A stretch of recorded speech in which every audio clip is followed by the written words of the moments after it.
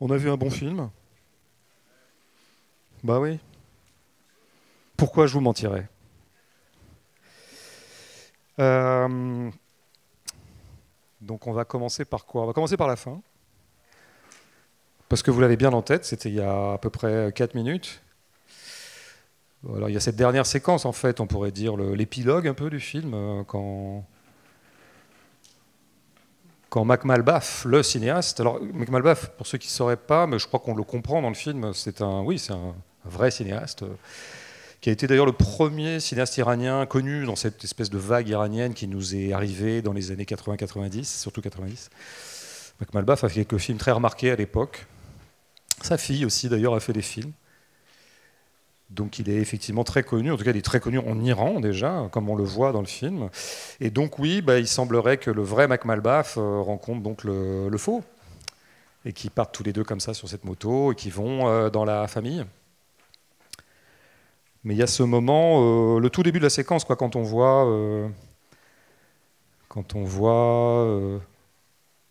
Mac Malbaf lui-même retrouvé au Seine. Alors c'est filmé comment? Ben, c'est filmé de l'autre côté de la rue, hein, vous avez bien vu. Un petit peu comme est filmé d'ailleurs le premier plan du film.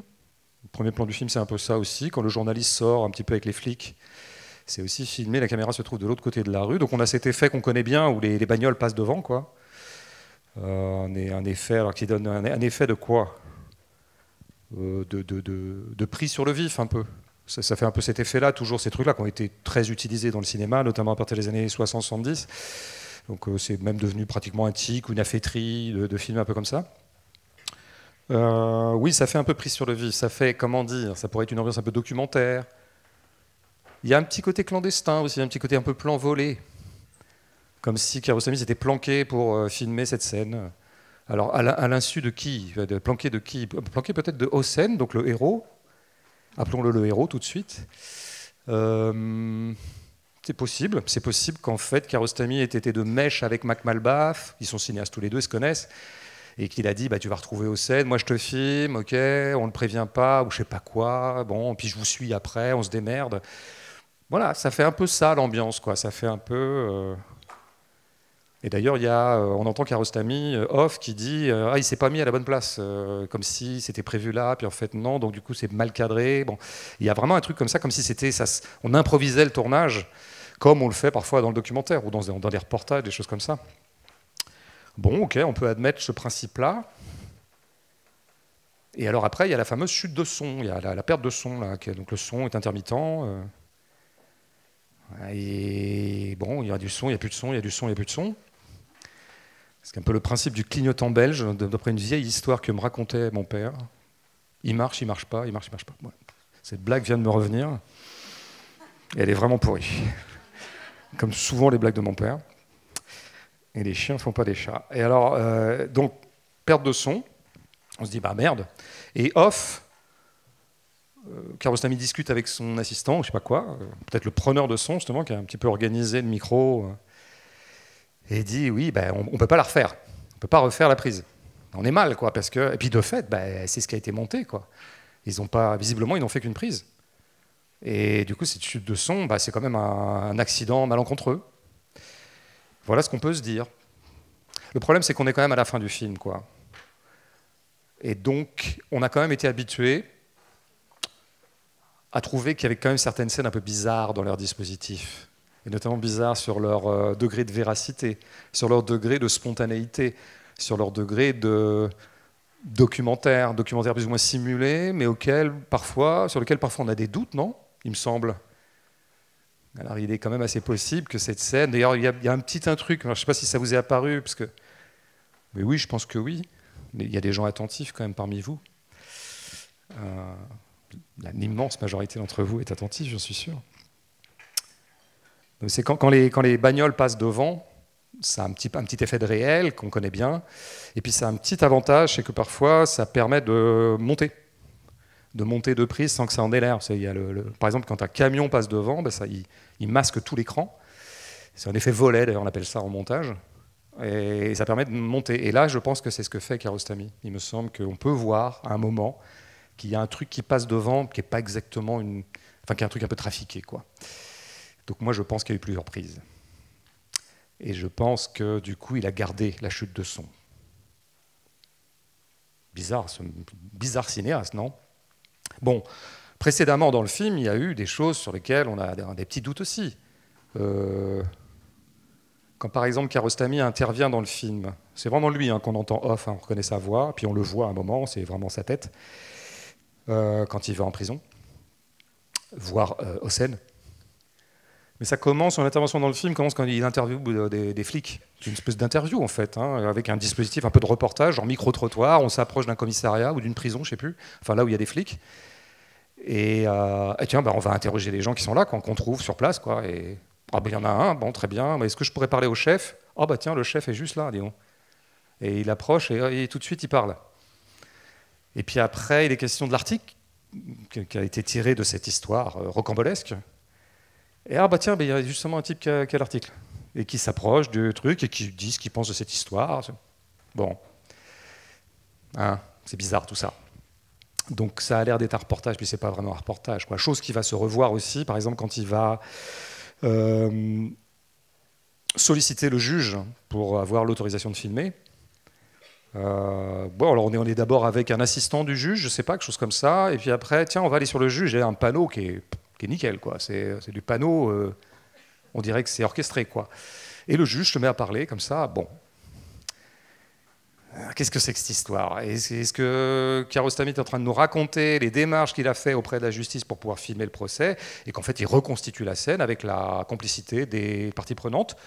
Oui, probablement qu'il y a un effet de répétition, qu'il y a un effet de reconstitution, des choses comme ça. D'ailleurs, dans le film, ça ne vous a pas échappé, il y a de toute évidence des scènes qui, sans aucun doute possible, sont reconstituées. La scène de rencontre avec la mère dans le bus, c'est une scène reconstituée et qui ne se cache pas de l'être, qui ne fait plus semblant là d'être un truc genre tiens, j'étais dans le bus, j'ai assisté à cette scène, bon. Et c'est une chance parce que c'était quand même quelque chose.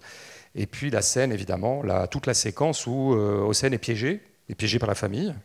Moi j'appelle ça un piège, on y reviendra. Bon, c'est une scène qui est totalement reconstituée. Vraiment, c'est du pur cinéma, on pourrait dire, au premier degré, quoi, sans un trouble sur docu-fiction, prise sur le vif, reconstitution, etc. La visite de Kiarostami en prison à Hossein, c'est pareil, elle est un peu sujette à caution. Alors elle simule aussi un petit effet de prise sur le vif, parce que la caméra est un peu éloignée, qu'entre les deux, entre la caméra et Hossein et Kiarostami, il y a une espèce de fenêtre intérieure qui fait comme ça une épaisseur. Donc, on dirait que c'est un peu pareil, ça fait un peu plan volé. Est-ce que Hossein a été prévenu au moment où Kiarostami l'a sollicité? En même temps, il s'assoit pile au bon moment et au bon endroit pour qu'on puisse faire un gros plan sur lui. Bon, alors est-ce que Kiarostami a reconstitué sa visite en prison à Hossein? Bon, voilà, il y a constamment comme ça un doute, et évidemment le doute voulu et assumé par Kiarostami, c'est ça qu'il faut comprendre quand même, et c'est pas un imbécile, c'est le procès. Bon. Alors, il a l'autorisation de filmer, ok. Est-ce qu'il a vraiment filmé le procès en live? J'ai cru que Kiarostami rentrait parce que Kiarostami était très connu pour ses lunettes fumées. Et ça m'a fait un drôle d'effet quand même. Mais il en serait bien capable, Kiarostami. C'est ça que je suis en train de vous démontrer. Il est retors. Même mort, il pourrait être là. Il est mort en 2016, pour ceux qui ne sauraient pas. Oui, le procès, bon, ok, pourquoi pas. En imaginant que la justice iranienne ait cette espèce de libéralité de permettre que le procès soit filmé, pourquoi pas? Je pense qu'il ne faut pas non plus surestimer, on est après la révolution islamique, on est en 90, peut-être pas surestimer non plus que ce pays est absolument dictatorial dans le moindre de ses périmètres. C'est ce qu'on apprend en regardant des films iraniens d'ailleurs, qu'une société c'est toujours plus compliqué que son État, et que les institutions c'est toujours compliqué, et qu'elles peuvent être plus libérales qu'on ne croirait, et parfois à l'inverse. Bon. Donc il n'est pas complètement exclu que Kiarostami ait vraiment pu filmer le procès, en tout cas au bas mot qu'il ait pu reconstituer le procès, avec la complicité du juge lui-même, à moins que ce soit un faux juge. Bon, on ne sait pas, il y a un trouble, mais ça admet. En tout cas, ce qui est clair, c'est qu'il y a quelque chose qui ne va pas dans ce filmage de procès. Bon, ne serait-ce que l'entrée d'Hossein, par exemple, ça commence par un clap. Alors, le clap, pourquoi pas? Il peut y avoir des claps pour les documentaires autant que pour les fictions. Mais l'entrée d'Hossein, quand on la regarde bien, c'est peut-être un peu compliqué en première vision du film, c'est une entrée refaite.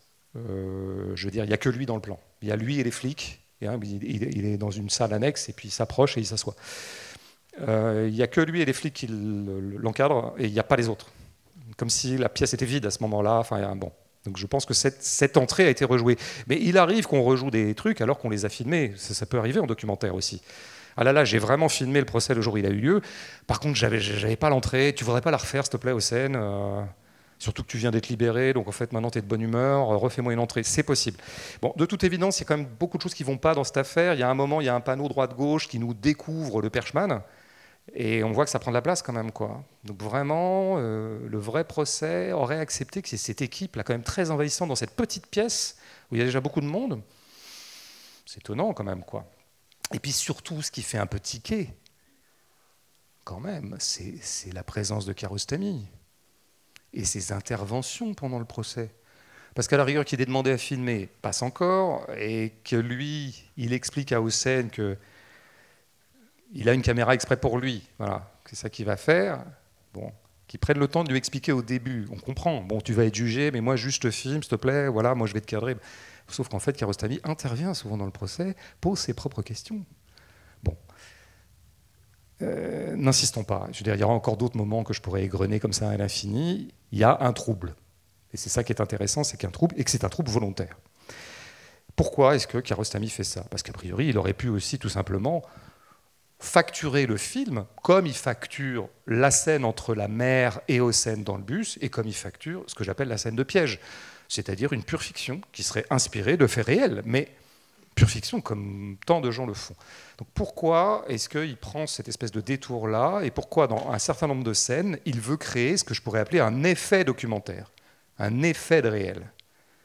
C'est puissant, ça. Je veux dire, c'est pas juste, c'est précisément, c'est pas une affaîtrie, c'est pas un effet comme au sens où on dit ah, ben, il a fait un petit effet. Non, il y a une impression de prise sur le vif ou oui, appelons ça documentaire ou quelque chose comme ça. Pourquoi est-ce qu'il y tient tellement? Alors, je pense qu'il y a deux pistes là-dessus. La première, c'est que l'effet de réel, c'est du réel. Voilà.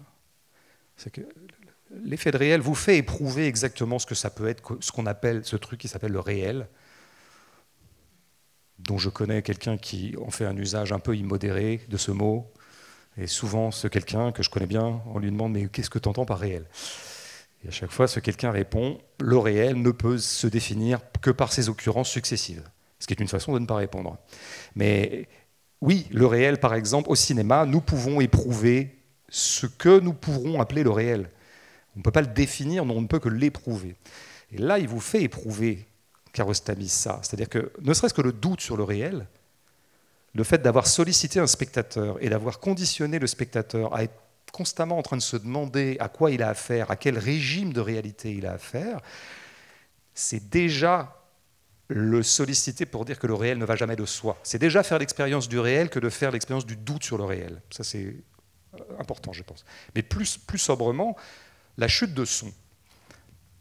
Vraiment, honnêtement, je crois que si Kiarostami avait voulu refaire cette scène dans des conditions telles que on puisse tout entendre, il l'aurait faite. Ou alors, l'ayant faite, il l'aurait gardée au montage. Mais c'est très intéressant d'avoir des chutes de son, parce que vous ne vous rendez jamais autant compte de ce que c'est que le son que lorsque vous le perdez de temps en temps. C'est toujours la fameuse dialectique de vous vous rendez compte de la matérialité de quelque chose à partir du moment où cette chose dysfonctionne. Parce que si elle fonctionne trop bien, vous en perdez la mesure. Et là, vous réalisez, vous éprouvez tangiblement ce que ça veut dire le son à partir du moment où vous le perdez. Il y a quelque chose comme ça, comme une pédagogie du réel au travail chez Kiarostami, tout le temps. Donc c'est pas un film sur le cinéma, c'est un film sur le réel. Voilà, c'est ce que je voulais dire en introduction, mais j'aurai l'occasion de le redévelopper. Il y a une autre chose que veut vous faire éprouver Kiarostami, c'est l'opacité du réel, que ce qui caractérise le réel, une de ses, non pas définitions possibles, mais un de ses aspects constitutifs, c'est qu'il échappe. C'est qu'il y a toujours une part d'opacité. À quoi vous reconnaissez le réel? Au fait qu'il m'échappe. Et ça, il le met en scène en permanence. D'abord en jouant, quand même, en racontant une histoire qui parle du vrai et du faux. C'est quelqu'un qui se fait passer pour un autre. Jusqu'à quel point cette personne est sincère, pas sincère, jusqu'à quel point elle est vraiment ce qu'elle simule d'être, bon, etc. Le vrai et le faux, c'est la grande question de Kiarostami. C'est la grande question de tous les artistes, pour moi. Ça n'engage que moi, mais je le dis. Donc si vous prenez, par exemple, cet élément que je trouve un peu bizarre dans le film, mais là où il y a du bizarre, quelque chose se niche d'intéressant et d'important, C'est ce drôle de truc un peu surnuméraire qui a lieu dans la première partie du film, ce que moi j'appelle le prologue, tout ce qui tourne autour du journaliste et de l'arrestation de scène. Et donc il y a ce truc, ce journaliste, là, sur lequel je reviendrai, il lui faut un magnétophone. À un moment, lui qui a tout orchestré depuis le début, il lui manque un magnétophone. Bon, alors, là je ne comprends pas, en fait je ne comprends pas. Pourquoi est-ce qu'il lui faut un magnétophone là, maintenant, tout de suite? Pourquoi, n'ayant pas de magnétophone, en ayant besoin, il le cherche dans le quartier plutôt que de s'embarquer dans la bagnole et de trouver après un magnétophone un peu après?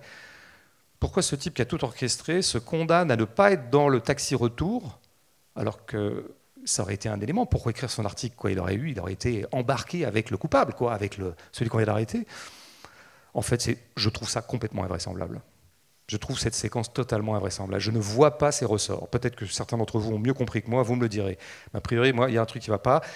Et je pense que c'est une scène qu'invente Kiarostami. Il a besoin de ça. Et en plus, c'est une scène purement kiarostamienne pour ceux qui connaissent un peu son cinéma. Parce que le récit prototypal, ou archétypal plutôt, de Kiarostami, c'est quelqu'un qui cherche quelque chose, qui court dans la ville, qui court dans un village et qui ne le trouve jamais. Où est la maison de mon ami? C'est ça. Une copine me disait récemment, l'ayant revu, en fait, pour moi, c'est vraiment un cauchemar. Mais un cauchemar, pas au sens où on voit des monstres et des choses comme ça, et où, je sais pas, des trucs sanguinolents, ou que sais-je. Mais ce pauvre petit garçon dans Où est la maison de mon ami, qui est un enfant inoubliable de cinéma, il faut vraiment voir ce film si vous ne l'avez pas vu, il a un copain d'école dont il a ramené chez lui le cahier par inadvertance. Et il découvre ça, merde, j'ai le cahier de mon ami. Et si donc mon ami ne pourra pas faire ses devoirs, et donc demain il va se faire engueuler. Donc il faut absolument que j'aille rendre le cahier à mon ami. C'est un gamin qui a 8-9 ans, dans un village du nord de l'Iran. Et pendant tout le film, il cherche la maison de son ami, parce qu'en fait il ne sait pas où son ami habite, quoi. Donc il cherche, et il ne trouve pas. Et il court. Et la nuit tombe, et il se retrouve tout seul, et c'est génial. Et c'est quelque chose qui se retrouve dans l'œuvre de Kiarostami. Quelqu'un cherche quelque chose et est relativement inaccessible. On pourrait dire que c'est le schéma de tous les récits. Si on trouvait dès la première minute d'un récit, il n'y aurait pas de récit. Ok, mais chez Kiarostami, il pousse ça très très loin. Le réel est toujours ce truc qui vous échappe, quoi. Et vous courez toujours après. Et la prise est toujours improbable, quoi. Bon, là, je pense que c'est encore ça qui met en scène, alors de façon beaucoup moins plaisante. Amical que dans Où la maison de mon ami, c'est ces espèces de journalistes un peu comme ça, pathétiques, qui cherchent ce magnétophone en tirant sa serviette là comme ça, là, et il se heurte à des portes. Alors quelqu'un finira par le renseigner, mais le spectacle de quelqu'un qui se heurte à quelque chose, une porte fermée, ça peut être aussi une définition du réel. Maintenant, d'ailleurs, on est nombreux à avoir pris l'habitude de dire plus ou moins dans la continuité de Lacan, que le réel, c'est ce qui résiste, c'est ce à quoi on se cogne, etc. etc. Oui, le réel s'avère par son absence même, quoi, ou par son inaccessibilité, ou par la difficulté qu'il y aurait à y accéder. J'insiste toujours un peu lourdement là-dessus, j'ai déjà raconté des trucs un peu semblables, mais oui, il faut toujours redire, contrairement à la mauvaise presse qui lui est faite, que le cinéma naturaliste ne croit pas du tout à la transparence du réel, et donc il n'y aurait qu'à filmer, les choses sont là, voilà, et on prend sur le vif, et le réel apparaît, et c'est génial. Non, les naturalistes conséquents et les plus grands naturalistes de l'histoire du cinéma, on va dire Rossellini, Piala, Kiarostami, puis quelques autres, ont pour point commun d'avoir toujours établi que le réel, c'est vraiment le truc qui échappe, quoi, et qu'on ne sait jamais, justement. Il y a toujours une espèce de doute sur est-ce que j'ai saisi quelque chose, ou est-ce que j'ai saisi du vent, quoi. Donc je pense que c'est pour ça que c'est intéressant d'avoir toute cette espèce de mise en œuvre d'une scénographie documentaire, c'est pour faire éprouver ça aux spectateurs. Après, il y a un truc plus simple à dire sur ce que j'appelle l'effet documentaire, ou l'effet de prise sur le vif, c'est que oui, le cinéma de Kiarostami est sous contrôle du réel, ça c'est sûr, par opposition à d'autres cinéastes, sans doute tout aussi brillants, mais qui ne fonctionnent pas de cette façon-là. Donc d'une certaine manière, Kiarostami a toujours besoin de tremper ses fictions, parce que là nous avons affaire quand même malgré tout à une fiction, dans ce que j'appellerais un bain de réel. Voilà. Il faut inscrire. Ce qui résume assez bien ça, c'est l'usage qu'il fait dans tous ses films, et là, très chichement, de la bagnole. Ceux qui ont vu les films de Kiarostami, notamment ceux des années 90, ils ont presque tous un point commun, c'est la voiture. On est vraiment souvent embarqué dans une voiture, parfois avec une espèce de double du cinéaste, et donc le filmer, c'est mettre une caméra dans une bagnole et avancer. Je résume, et j'invite ceux qui ne connaîtraient pas ces films à les voir, ils sont tous merveilleux, notamment un qui est éblouissant, que j'aurais pu programmer ce soir, mais je disais que je le connaissais trop bien, donc je n'ai pas envie de retravailler dessus. C'est des trucs personnels, il s'appelle Ten. Donc je vous demande, on est dans une bagnole pendant 1h30, c'est une femme qui conduit, et elle prend des passagers. Chose que Jafar Panahi, d'ailleurs, qui est le continuateur de Kiarostami, a beaucoup repris dans ses films. Bon. Mais pourquoi la voiture l'intéresse tellement? Ça mériterait une thèse. Mais il y a un truc très simple. Si vous prenez la première scène, la première séquence, c'est une séquence de bagnole, quoi. On est embarqué, on fait un peu semblant de ne pas connaître son chemin, on ne sait pas trop, il y a encore un peu de pipeau, bon, passons. Et est-ce que ce chauffeur de taxi était prévenu, pas prévenu? Moi, évidemment qu'il était prévenu, en même temps, tout est fait pour nous faire croire qu'en fait, non, il ne sait pas ce qui lui arrive. Trouble, etc., etc. Mais on est dans la bagnole, et dans la bagnole, c'est quoi? La bagnole, c'est la fiction. C'est l'histoire, qui nous est d'ailleurs exposé par le journaliste à la faveur du fait qu'il ait à l'expliquer au chauffeur de taxi. Ok, donc comme ça on est à jour, c'est très bien, bonne exposition.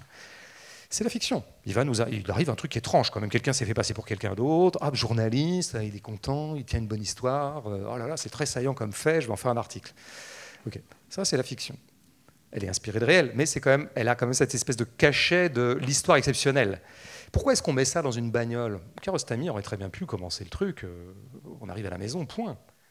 Pourquoi est-ce qu'il a besoin de ce parcours? Parce que quand vous mettez une caméra dans une voiture et que vous faites jouer des acteurs dans cette voiture, eh bien la caméra, pour peu qu'elle soit un peu bien positionnée, elle attrape du réel partout. Et elle attrape du réel, alors là, qui pour le coup est improgrammable, c'est l'environnement, c'est la route telle qu'elle se dévoile à travers une embrasure le cadre des vitres de la voiture, à travers le pare-brise si la caméra est positionnée plutôt à l'arrière. Et donc on aperçoit des bouts de réalité. Et c'est ça le réel aussi. Alors là, pour le coup, ça apparaît puis ça échappe, quoi. C'est ça le réel, ça apparaît puis ça échappe. C'est comme des animaux, quoi. Quand on s'approche des animaux, ils fuient. C'est furtif. Et on aperçoit des bouts qui ne peuvent pas, pour le coup, avoir été programmés par le réalisateur. Et c'est ça qui est intéressant. C'est qu'il se soumet à une sorte de déambulation erratique du réel ou d'apparition erratique du réel dans l'ordre qu'il veut. Alors il y a une figure qu'on voit dans ce premier voyage, dans cette première partie, qui revient souvent dans les films de voitures de Kiarostami. C'est tiens, il y a des piétons, des passants qui vont quand même à un moment apparaître dans le cadre, dans le surcadre que constitue la vitre de bagnole. Et alors à chaque fois, il y a une espèce d'effet d'apparition comme ça. Alors, est-ce que c'est programmé, pas programmé? Est-ce que la vieille dame à qui on demande son chemin, à qui le journaliste demande leur chemin, est-ce qu'elle a été briefée, pas briefée? Ça a été refait, pas refait? Évidemment que le parcours a été fait 3 fois, puisqu'on a des angles différents. Bon. Mais jusqu'à quel point est-ce que... Toujours un petit doute. En même temps, il y a une puissance d'apparition qui est dingue. Je serais fou de faire apparaître comme ça des gens. Et puis après, ils disparaissent, quoi. Et il y a le deuxième à qui on demande son chemin. C'est le vieillard. Alors, je crois qu'il lui, il ne sait pas. Enfin, c'est intéressant, on demande quelque chose, les gens ne savent pas, quoi. Évidemment, ça serait trop simple. Et tiens, qu'est-ce qu'il a dans les mains? Il a 2 dindes. Et ces dindes sont une espèce de phénomène au sens philosophique du terme, ce qui apparaît. Elles prennent un truc fou. J'ai jamais vu des dindes comme ça, quoi. J'ai jamais aussi bien vu une dinde. Et en plus, il demande vous en voulez, au passage, quoi. Le mec essaie toujours de... Et là, c'est ça le réel, vous voyez. C'est l'impromptu, c'est le fortuit, c'est aussi ce qui n'a pas de sens. C'est-à-dire que ces dindes, on ne les reverra jamais. Elles ne vont pas jouer dans le film, quoi. Il n'y a pas de rôle, quoi. C'était là, et ça n'a eu d'effet que d'être là. Ça a imposé sa pure présence, indépendamment de la fiction, indépendamment du rôle narratif, etc. Bon, ça c'est très important aussi. Chose qui va... Il y a un petit détail un peu plus loin dans le film, quand on est avec le chauffeur de taxi, on ne rentre pas dans la maison, ça c'est évidemment très, très, très kiarostamien. Il se passe des trucs dans la maison, mais nous on ne les voit pas. C'est un vieux truc de fiction, hein. Mais il fait ça très bien quand même, ça se passe de l'autre côté. Et alors avec le chauffeur de taxi qui se hisse un peu sur les pieds comme ça, pour moi. C'est le spectateur, ça. Le spectateur, il veut savoir, enfin, qu'est-ce qui se passe dans ce truc-là. Et ça nous échappe. Bon, très bien. C'est parfait. Et alors, bon, bah, il se fait un peu chier. Et puis, à un moment, il lève les yeux. Il y a un avion. Voilà, c'est ça le réel. Parce que quand est-ce qu'il y a des avions au cinéma? Bah, il y a des avions quand un personnage le déplace d'un truc à l'autre. Et là, plan sur l'avion. On en a marre d'ailleurs. Bon, voilà, faudra arrêter avec ces plans, ça sert à rien, on s'en fout. Arrêtez de les faire, quoi. Faites un dessin. Enfin, il y en a qui font ça d'ailleurs. Bon. Ou alors, plan de transition dans un documentaire de merde. Vous savez, dans les documentaires, bon, je ne vais pas dire de merde, je vais dire standard. C'est pire. Une scène documentaire va suivre, et entre les deux, bah, souvent il y a des oiseaux, il y a des plans sur les arbres, et il peut y avoir un avion. Parce que, voilà, avion quoi. Je ne sais pas trop ce que ça veut dire, c'est des trucs de transition, c'est des... tous ces plans. Là, c'est pas ça. Il voit un avion. Alors, est-ce que Kiarostami a filmé un avion, puis après il a demandé à son acteur de lever les yeux pour faire le raccord de regard? Sans doute. Mais il garde au montage cet avion qui ne sert à rien. Et il n'y a rien à en dire. Ah, si le type, il nous a dit un peu dans la bagnole qu'il a vaguement bossé dans l'aviation, est-ce que c'est une nostalgie de... Moi, je vois que c'est un avion. Mais en fait, surtout, ce que je suis en train de décrire va culminer dans cette même séquence avec le plan qui, lorsque j'ai vu Close Up quand j'avais 21 ans, m'a fait me dire « Ok, j'ai entendu parler du fait que Close Up c'était un grand film. Pour l'instant, ça fait un quart d'heure que je suis dessus. Je vois toujours pas pourquoi c'est grand. Kiarostami, il paraît que c'est fort. Bon, là, moi, franchement, je demande qu'à être convaincu. Et arrive ce plan. Et là, ah, ok, bien sûr, mais oui. Ah, donc le mec est fort. Et c'est le plan de la bombe. La bombe, comment appeler? Oui, une bombe, quoi, une bombe de peinture, je sais pas, de aérosol, ouais. Alors, c'est une bombe qu'il a trouvée sur ce tas de feuilles qui était là. Tiens, c'est aussi ça les phénomènes. C'est ça le réel, il y a un tas de feuilles, quoi. Et bon, et alors c'est intéressant parce que c'est lui qui la pousse un peu par. C'est ça qui est beau aussi, c'est un geste de désœuvrement, c'est un geste enfantin. On joue un peu avec comme ça. C'est de la gratuité pure. Et Kiarostami donc décide de faire un plan sur la bombe qui dévale la pente. Qui fait ça? Qui fait des plans comme ça? Enfin, oui, certains font des plans comme ça et on les aime bien. Et j'ai des noms. Mais qu'est-ce que c'est que ce truc? Qu'est-ce qu'il fait? Alors évidemment, on pourrait dire c'est fait pour passer le temps en attendant qu'il sorte. Ouah, il aurait pu ellipser, il y avait moyen de le faire autrement. En plus, la bombe réapparaîtra un peu plus tard. Il y a le journaliste qui fout un coup de pied dedans, ce qui est intéressant aussi. C'est-à-dire qu'elle existe vraiment, quoi. Quand vous voyez deux fois la même chose, c'est une espèce de poids d'existence d'un seul coup. Bon. Alors c'est quoi cette bombe là qui dévale la pente? C'est le réel. Le réel, c'est cette bombe. Parce que c'est le mixage, c'est le mix qui caractérise le réel entre le hasard et la nécessité. Sa pente est aléatoire. Enfin, je veux dire, on ne sait pas. Nous, voyant la bombe, nous ne savons pas où elle va glisser, plutôt vers la gauche, à quelle vitesse, est-ce qu'elle va s'arrêter à un moment. Bon, on pourrait dire, nous le vivons comme aléatoire. En même temps, c'est parfaitement logique. Je pense qu'un bon physicien vous ferait une espèce de truc, de schéma, pour c'est tout à fait normal qu'il suive cette pente, eu égard à la déclivité ou je ne sais pas quoi. Oui, c'est absolument logique, c'est une logique matérielle absolue, au cheminement de cette bombe. Pourtant, elle est vécue comme aléatoire. Par nous qui la regardons, nous ne savons pas où ça ira. Et surtout, le cinéaste, au moment où il fait ce plan, lui aussi, il lâche le plan. Il ne sait pas trop ce qui va se passer dedans. Où est-ce qu'elle va me mener, cette bombe? Moi, je ne sais pas. Et là, on voit ce que c'est que l'esprit de Kiarostami, c'est vraiment une espèce de mixage entre le préparé, l'orchestré, mais aussi d'abandonner sa mise en scène à l'aléatoire. En tout cas, ce qui peut être perçu comme aléatoire. L'abandonner un peu à une espèce de loi autonome du réel. Ça, je pense que c'est ça aussi la bagnole, quoi. Vous voyez, la voiture, c'est oui, il y a de l'aléatoire qui se profile un peu malgré. Vous aurez beau avoir refait le parcours 3 fois, le repérer, tout ce que vous voulez, il y aura toujours des choses qui se passeront que vous ne pouviez pas prévoir. Donc je pense que c'est ça qui est fondamental chez Kiarostami, mais qui vaudrait pour d'autres cinéastes, bien sûr. Mais lui l'a poussé à un point, je dirais, d'excellence inégalée.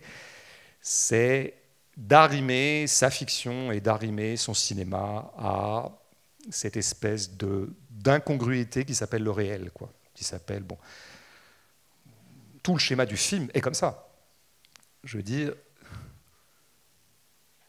beaucoup de films sont inspirés d'histoires vraies, mais c'est déjà pas mal de le noter.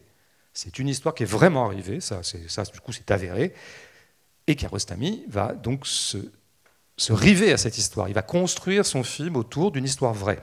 Bon. Ça, c'est la première chose. Et la deuxième chose, c'est qu'il le fait jouer par les vrais, par les parties prenantes, réellement. Hossein Sabian est vraiment Hossein Sabian. Et puis les autres, j'ai oublié leur nom, appelons-les les bourgeois, jouent leur propre rôle. Ça, c'est vrai. Ça a été vérifié, acté par mes services secrets. Alors là, vous voyez, c'est quand même une autre dimension, ça, hein, de faire jouer le truc par les vrais. Ça prouve que quand même, là, vous avez une espèce de loyauté au réel, c'est-à-dire à la chair des choses. Vous ne reconstituez pas les choses, vous ne les faites pas jouer par des acteurs, parce que vous savez bien que non, un corps, c'est pas un corps. Enfin, tel corps n'est pas tel autre corps. Et pour que ce soit absolument vérace et absolument authentique, il faut prendre les mêmes corps. C'est très important, la gueule qu'ont les gens, leur morphologie, leur façon de se déplacer, leur voix. Vous imaginez Hossein joué par quelqu'un d'autre? Par Mathieu Amalric? Je ne sais pas pourquoi c'est lui qui m'est venu. Pardon Mathieu. Non, mais c'est ridicule. Enfin, ça aurait été vraiment ridicule. Donc, dans la mesure où voilà, il a très très envie de s'en remettre totalement à ce que ces gens lui offrent comme incarnation. Bon, alors ce qui effectivement le rapproche un petit peu de... Pour une part, on pourrait dire que la démarche de Kiarostami est un peu proche de celle du journaliste ou du reporter. Et de fait, nous commençons le film avec un journaliste. Il est pratiquement sous tutelle journalistique, ce film, au départ, hein, en tout cas le premier quart d'heure.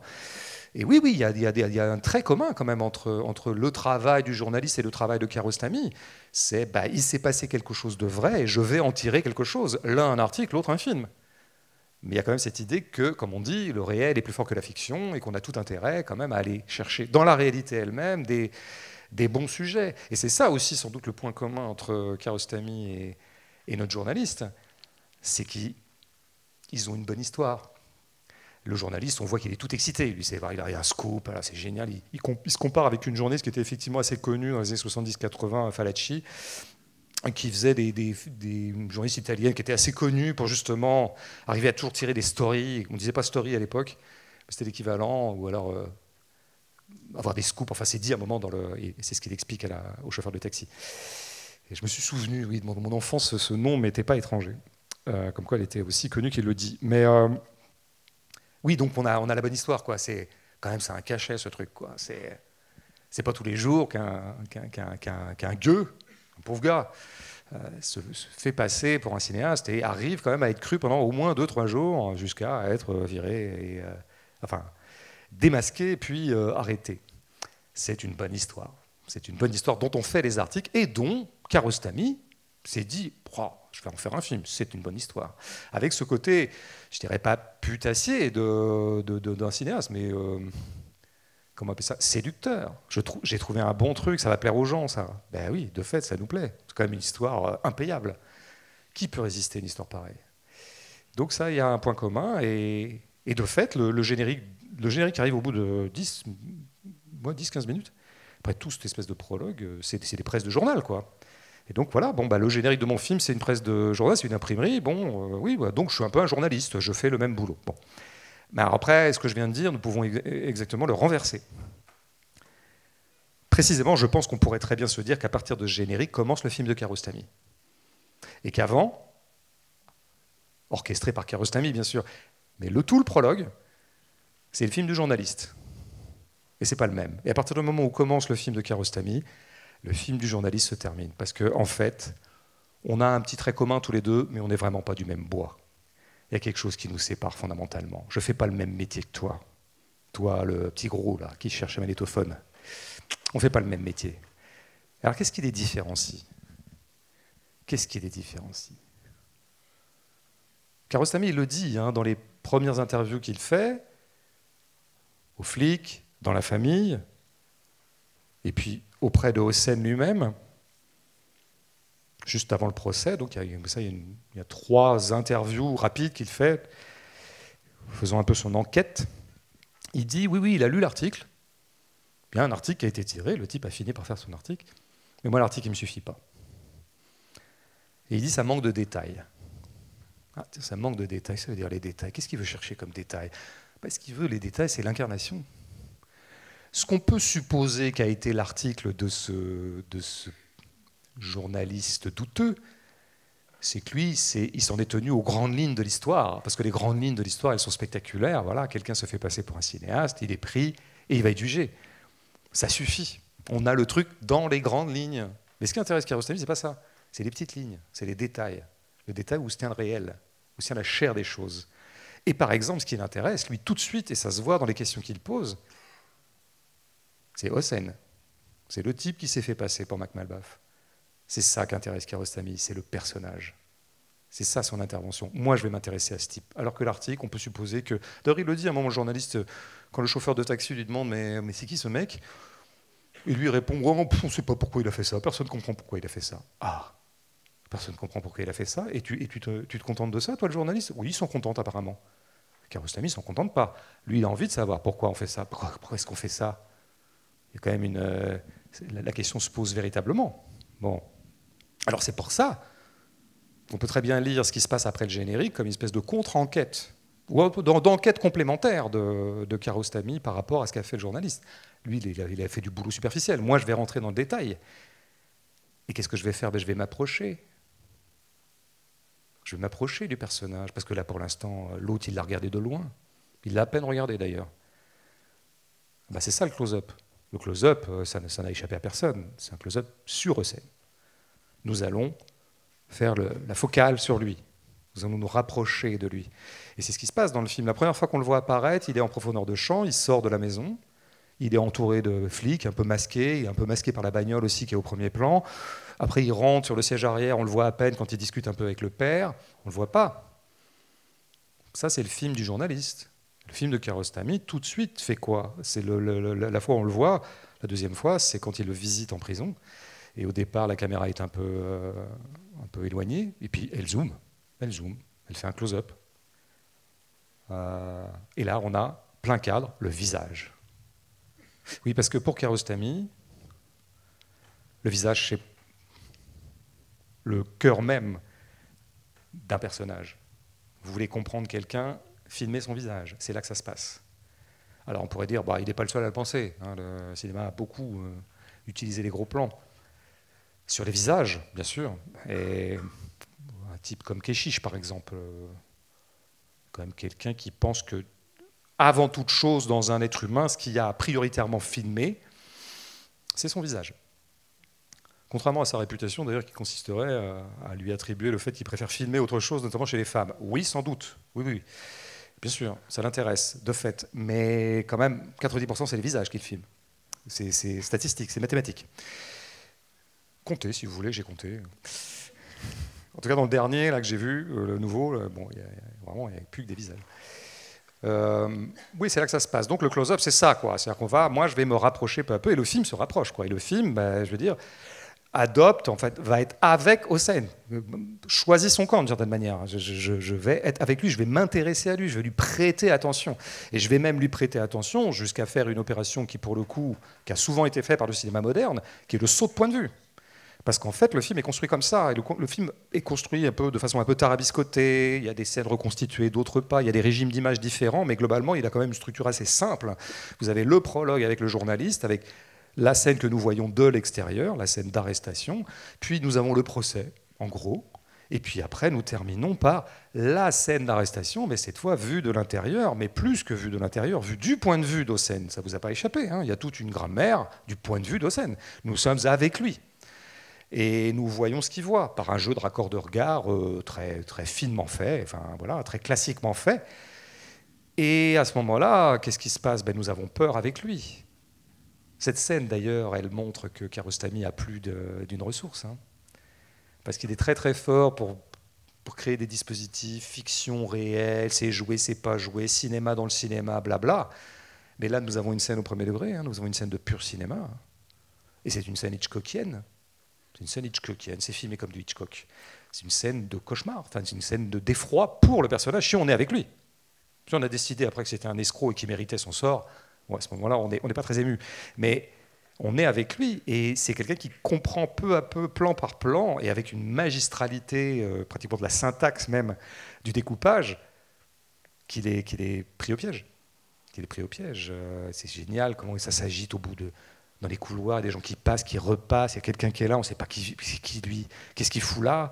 Ah puis tiens, des gens arrivent, ils les regardent parler, enfin tout ça est magistral. Là on voit que Kiarostami est vraiment, y compris dans ce registre un peu, je dirais presque classique, quoi, d'exécution élémentaire de l'art du cinéma, il est très très fort aussi, quoi. Bon, donc voilà, on a sauté de point de vue, on est passé d'un point de vue à l'autre, c'est ça qui se passe dans le film. Et peu à peu, ben, on a réussi à s'acclimater avec Hossein, à apprendre à le connaître, tout simplement. Et tout ça, ça s'est fait par des opérations de cinéma. C'est se rapprocher et puis changer d'angle, changer le point de vue. C'est des opérations basiques de cinéma. Je pense que ce qui plaît beaucoup chez Kiarostami, à des gens comme moi, mais je pense à pas mal de gens qui aiment le cinéma, c'est qu'on a toujours l'impression qu'il est en train, qu'il se resitue toujours dans des gestes un peu primitifs de cinéma. Il y a un truc comme ça. C'est très sophistiqué. Et en même temps, je crois que c'est vraiment quelqu'un qui ramène le cinéma à ses gestes fondamentaux en leur redonnant leur intensité propre, quoi. Ben oui, changer de point de vue, c'est pas rien. Ça change tout. Oui, faire un close-up plutôt qu'un plan large, ça change tout. C'est pas la même appréhension du monde. C'est un choix éthique, c'est un choix moral, c'est un choix esthétique, évidemment. C'est ça qui est tellement puissant chez lui, je crois. Bon. Alors après, il y a évidemment ce changement d'angle, il opère surtout dans la scénographie du procès. Bon, voilà, c'est pareil, pour moi, c'est tapis rouge pour les gens qui pensent que les découpages, c'est pas rien, quoi. Que filmer comme ci ou comme ça, c'est pas rien. Qu'un changement d'angle, c'est pas rien. Autant de choses dont un certain régime de cinéma nous font complètement perdre la consistance, puisque les plans se succèdent, filmés par on ne sait qui, parfois on ne sait plus sur quel angle.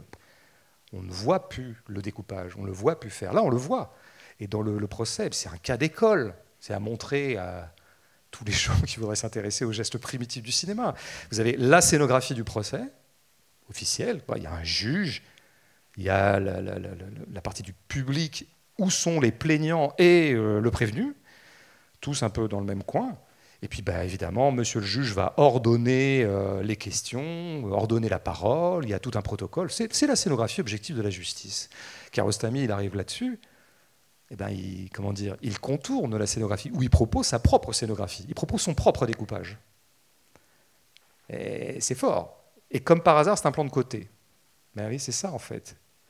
C'est quoi? Qu'est-ce que peut l'art par rapport au cours ordinaire des choses? C'est pas opposer au cours ordinaire des choses un monde imaginaire, un contre-monde totalement rêvé, onirique. C'est opposer un autre découpage des choses, un autre découpage des mêmes choses. Donc vous avez un réel objectif qui est celui du procès, et je le découpe autrement. Et je le découpe parce que je vais prendre deux décisions. Moi, je ferai essentiellement des gros plans sur Hossein, même si la caméra, elle panote un peu, elle va du juge à Hossein, mais souvent elle est sur Hossein, et ce qui a été monté, c'est essentiellement Hossein. Et c'est un plan de côté, c'est un plan latéral. C'est important, ça. C'est une façon de tordre un peu la scénographie objective. Vous la prenez par le côté. Vous la prenez par le côté. Ce qui veut dire profondément, c'est pas qu'une affaire de découpage comme ça, d'art pour art. C'est vous montrer autre chose du procès que ce que le procès veut bien montrer de lui-même. Vous allez vous imposer à votre spectateur votre façon d'appréhender les choses. Et ça va se traduire évidemment par ce truc qui est un peu absurde, dont je l'ai déjà dit. C'est des questions de Kiarostami. Kiarostami pose des questions, il intervient. Donc il y a le juge qui pose des questions, et il y a Kiarostami qui pose ses questions. Et c'est pas les mêmes. Et c'est pas les mêmes. C'est très intéressant de voir ça au travail. On sait bien que l'art et la justice, ça n'a pas grand-chose à voir. Mais là, on le voit vraiment de façon très très tangible. Chacun a ses questions. La question du juge, c'est quoi? La question fondamentale du juge, qui est assez sympa d'ailleurs, bon juge. Je pense que lui, il aurait acquitté Sarkozy. Ouais, non. Écoutez, oui, Kadhafi, c'est une autre époque. Les gens ne comprennent pas. quel scandale quand même cette mesure exécutoire. Hein. Franchement, moi ça me...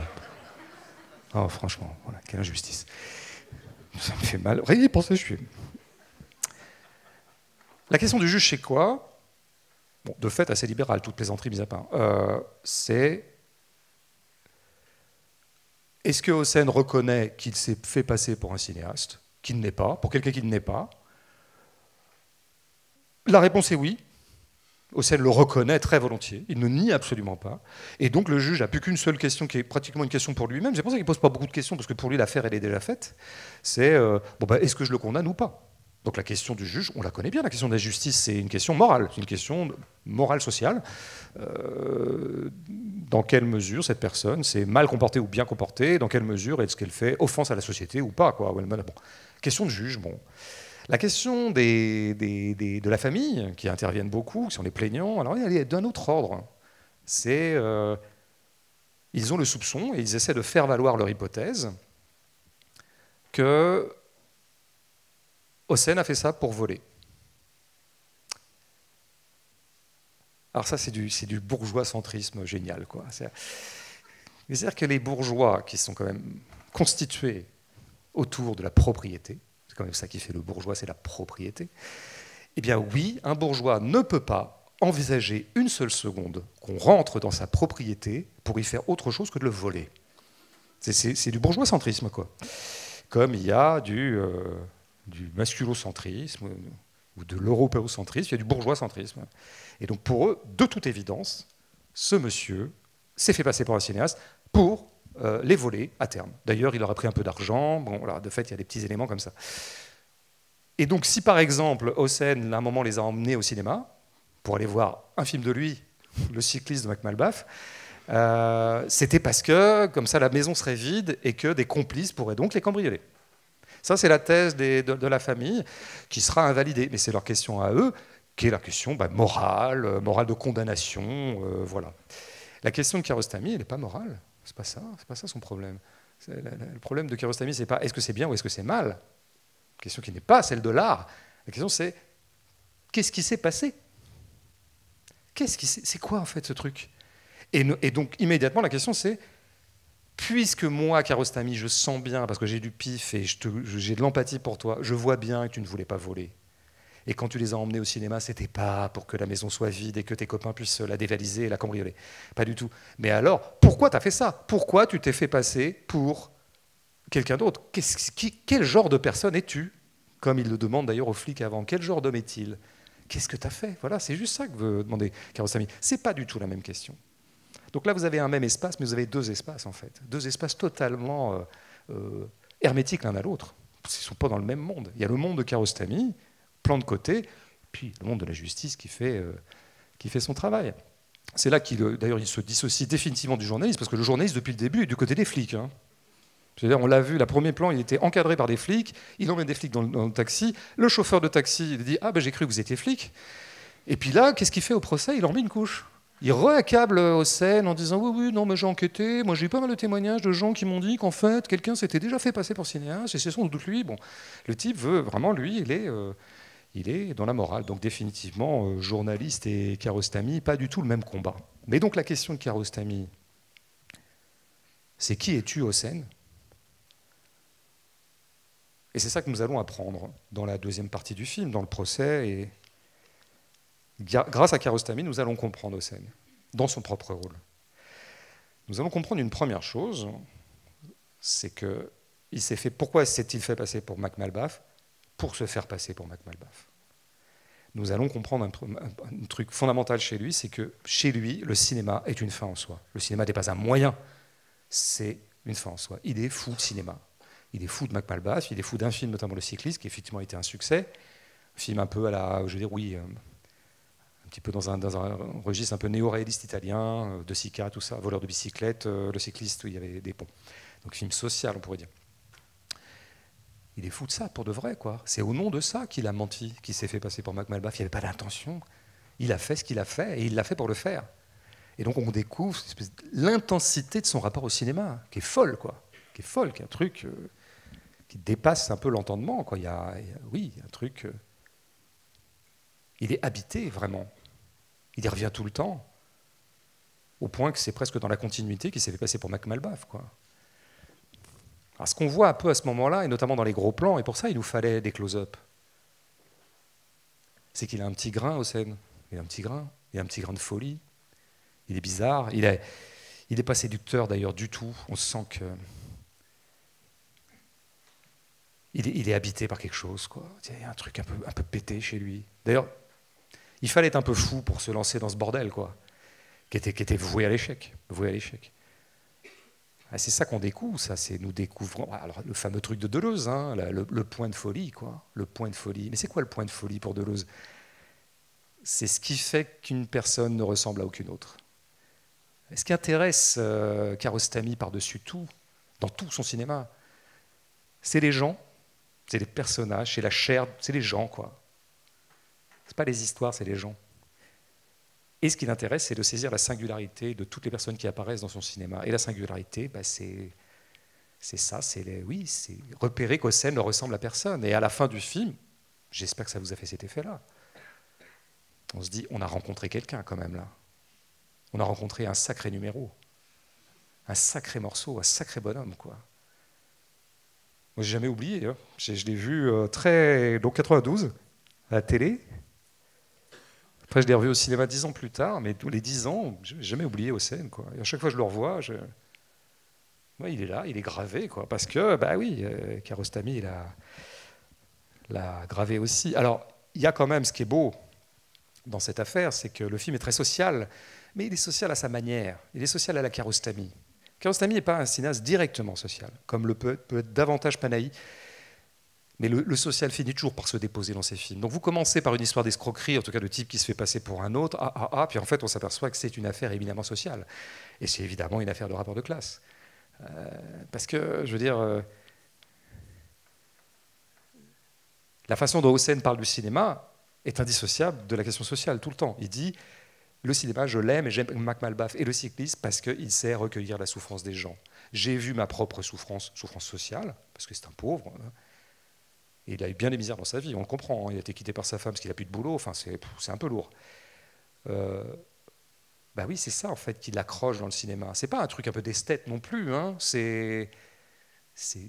Oui, le cinéma, mieux que n'importe quoi d'autre dans ma vie, c'est me parler de ma souffrance, quoi. Recueillir ma souffrance à moi, il dit à la mienne, quoi. D'où identification avec Mac Malbaf, en fait. C'est tout à fait logique cette affaire.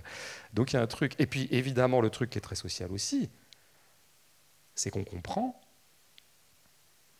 qu'il n'aurait jamais pu avoir accès à cette famille bourgeoise, les rapports de classe étant ce qu'ils sont, s'il n'était pas passé par cette imposture. Et là, nous retrouvons ce schéma qu'on connaît bien, c'est que le mensonge est la seule chance des pauvres. Dans une société où les cartes sont distribuées de façon absolument inerte, bah, il faut biaiser le jeu pour qu'il se passe quelque chose, pour arriver à faire des passages, des transhumances d'une classe à l'autre. C'est comme ça que ça marche. En fait, c'est parce qu'il s'est fait passer par le cinéaste. Et parce que aussi, les bourgeois sont faits de telle sorte, en tout cas les bourgeois iraniens, qui à mon avis, bon, c'est un pays tout à fait étonnant, l'Iran, parce qu'il y a un grand cinéma là-bas, et il y a vraiment une espèce de folie du cinéma dans le peuple iranien. Ça c'est vrai, ça a été beaucoup documenté par le cinéma iranien, c'est pas un mythe. Et je crois que cette folie touche aussi les bourgeois. Et les bourgeois, ben, la seule façon qu'est-ce qui va attirer l'attention dans la scène du bus avec la mère? Cette mère n'aurait jamais regardé ce gueux là, Hossein. Là. Elle le regarde parce qu'il a l'espèce de dossier sur le cycliste, dossier de presse ou je sais pas, une espèce d'article dessus. Et oui, c'est ça qui fait l'entremetteur, c'est le cinéma. Donc le cinéma a été le moyen de transcender les classes. Donc c'est une affaire éminemment sociale. Ça, finalement, vous racontez cette histoire-là et vous racontez l'incroyable densité des rapports de classe et des incompatibilités de classe dans la société iranienne, mais je pense dans énormément de sociétés. Bon, ça c'est quand même très important de le dire. Je voudrais m'arrêter un petit peu sur cette scène d'ailleurs dans le bus, qui est donc une scène là pour le coup pareil, hein, premier degré, hein, reconstituée. Il joue. La mère a bien voulu rejouer cette scène. Et Hossein a rejoué cette scène. Et qu'est-ce qui est frappant dans cette scène? Enfin, moi, ce qui me frappe en tout cas, mais c'est qu'elle est incroyablement bien jouée. Théo Hossein, il est génial comme acteur. Il est doublement génial, je veux dire, il est très très bon pour se faire passer pour Mac Malbaf, très très bon, parce qu'il n'en fait pas trop. Tout de suite, il rentre assez bien dans le rôle du mec bon, qui est un peu connu, qui est un peu une star, mais un peu aisance modeste. Et oui, non, je suis simple, je suis accessible, bah, bien sûr, allez-y, mais non, mais, écoutez, contactez-moi. Il rentre dans le rôle très très facilement, quoi. Et bien, il a été aussi, par ailleurs, amené à rejouer cette scène. Donc, Kiarostami demande, rejoue la scène. Bah, il le fait bien. Il le fait avec une espèce d'aisance folle, quoi. Folle. Comme d'ailleurs, il fait très très bien la scène que j'ai appelée Hitchcockienne. C'est pas donné à tout le monde de faire ces regards comme ça, de voir peu à peu la montée d'inquiétude, monter merde, tu piégé. Bon, faut le faire, quoi. Donc, c'est un super acteur. C'est un super acteur. Chose qu'on constate quand même assez souvent dans le cinéma qui utilise des amateurs. Je vais ressasser un peu, mais reprenons quand même ce sujet obsessionnel. Pourquoi? Mon sujet s'intitule « Pourquoi pourrions-nous nous débarrasser des acteurs dans le cinéma ?» C'est le titre de mon prochain livre, que j'enverrai au ministère de la Culture. Enfin voilà, il y a un gros projet. Non, mais pourquoi? Bon, il y a cette fameuse phrase que j'ai déjà citée, mais qui m'a toujours marqué, de Piala, qui a beaucoup fait travailler aussi des amateurs, comme on dit, disons des non-professionnels. Les gens sont des bêtes à jouer. Les gens sont des bêtes à jouer. J'ai toujours adoré cette expression, parce que je pense qu'elle dit deux trucs, quoi. Les bêtes à jouer, c'est ils sont hyper bons. Enfin, souvent, Piala a constaté que quand il faisait jouer des amateurs, ils étaient hyper bons. On le verra d'ailleurs dans un film qu'on projettera ici en décembre, je crois, qui est le premier film de Piala, qui s'appelle L'Enfance nue, qui est joué que par des amateurs. Enfin, vous allez voir là. Voilà. Certains n'ont qu'à bien se tenir. Voilà. Non, c'est... Bah oui, oui. Moi, je donnerais tous les acteurs du monde pour la grand-mère de L'Enfance nue, mais j'anticipe. C'est des bêtes à jouer, au sens où ils sont bons, bon, ok, mais peut-être parce qu'ils n'ont rien à prouver, voilà. Mais ça, je ne reviens pas là-dessus. Mais aussi parce que c'est bête à jouer au sens où ils adorent jouer. Il y a un plaisir de jouer.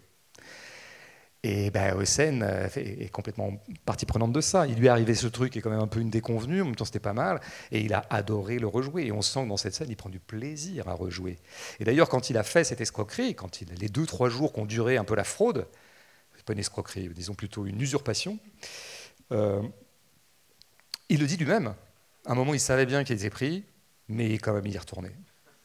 Il aurait pu y retourner. C'était trop bien. Alors, il y est retourné pour une raison absolument bouleversante et poignante. Bouleversante et poignante.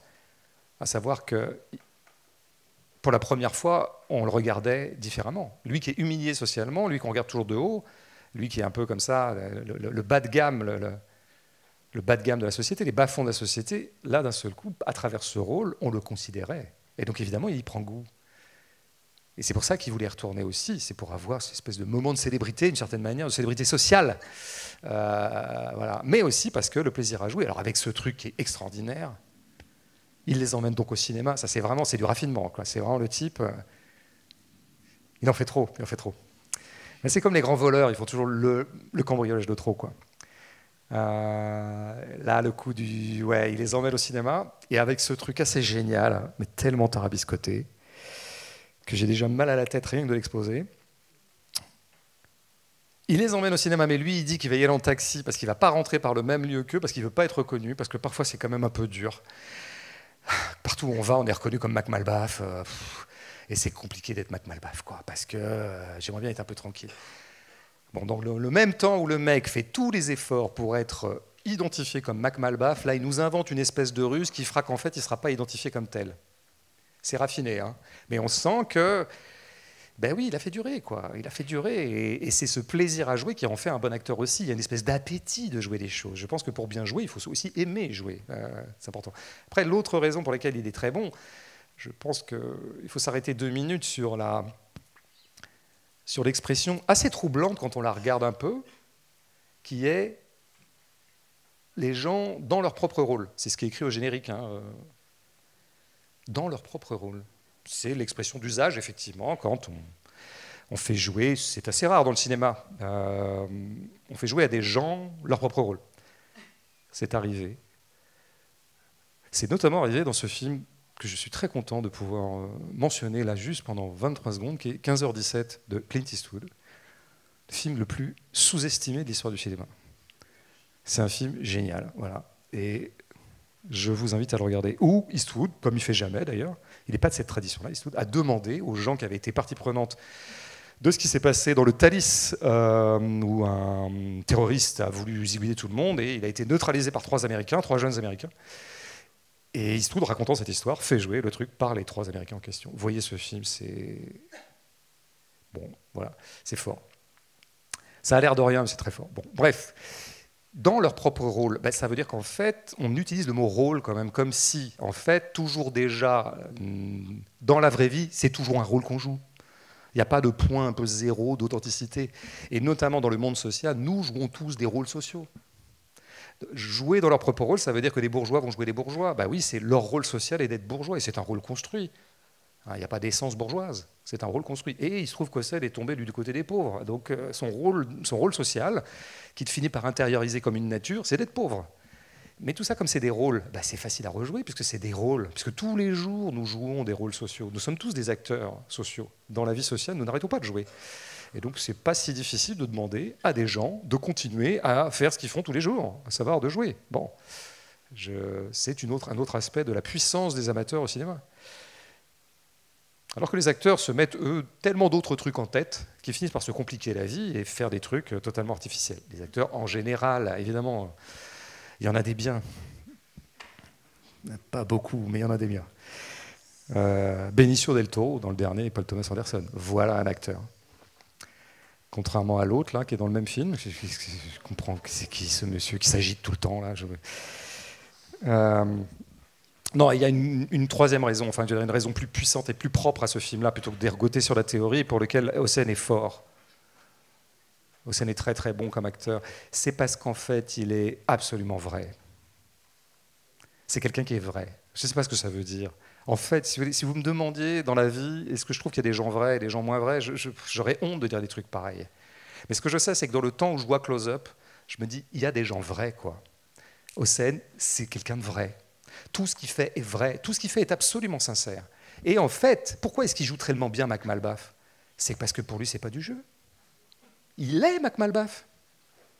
Il a un rapport tellement puissant au cinéma de Mac Malbaf et au cinéma iranien en général, et un peu Kiarostami aussi, qu'il est Mac Malbaf. Mac Malbaf lui parle.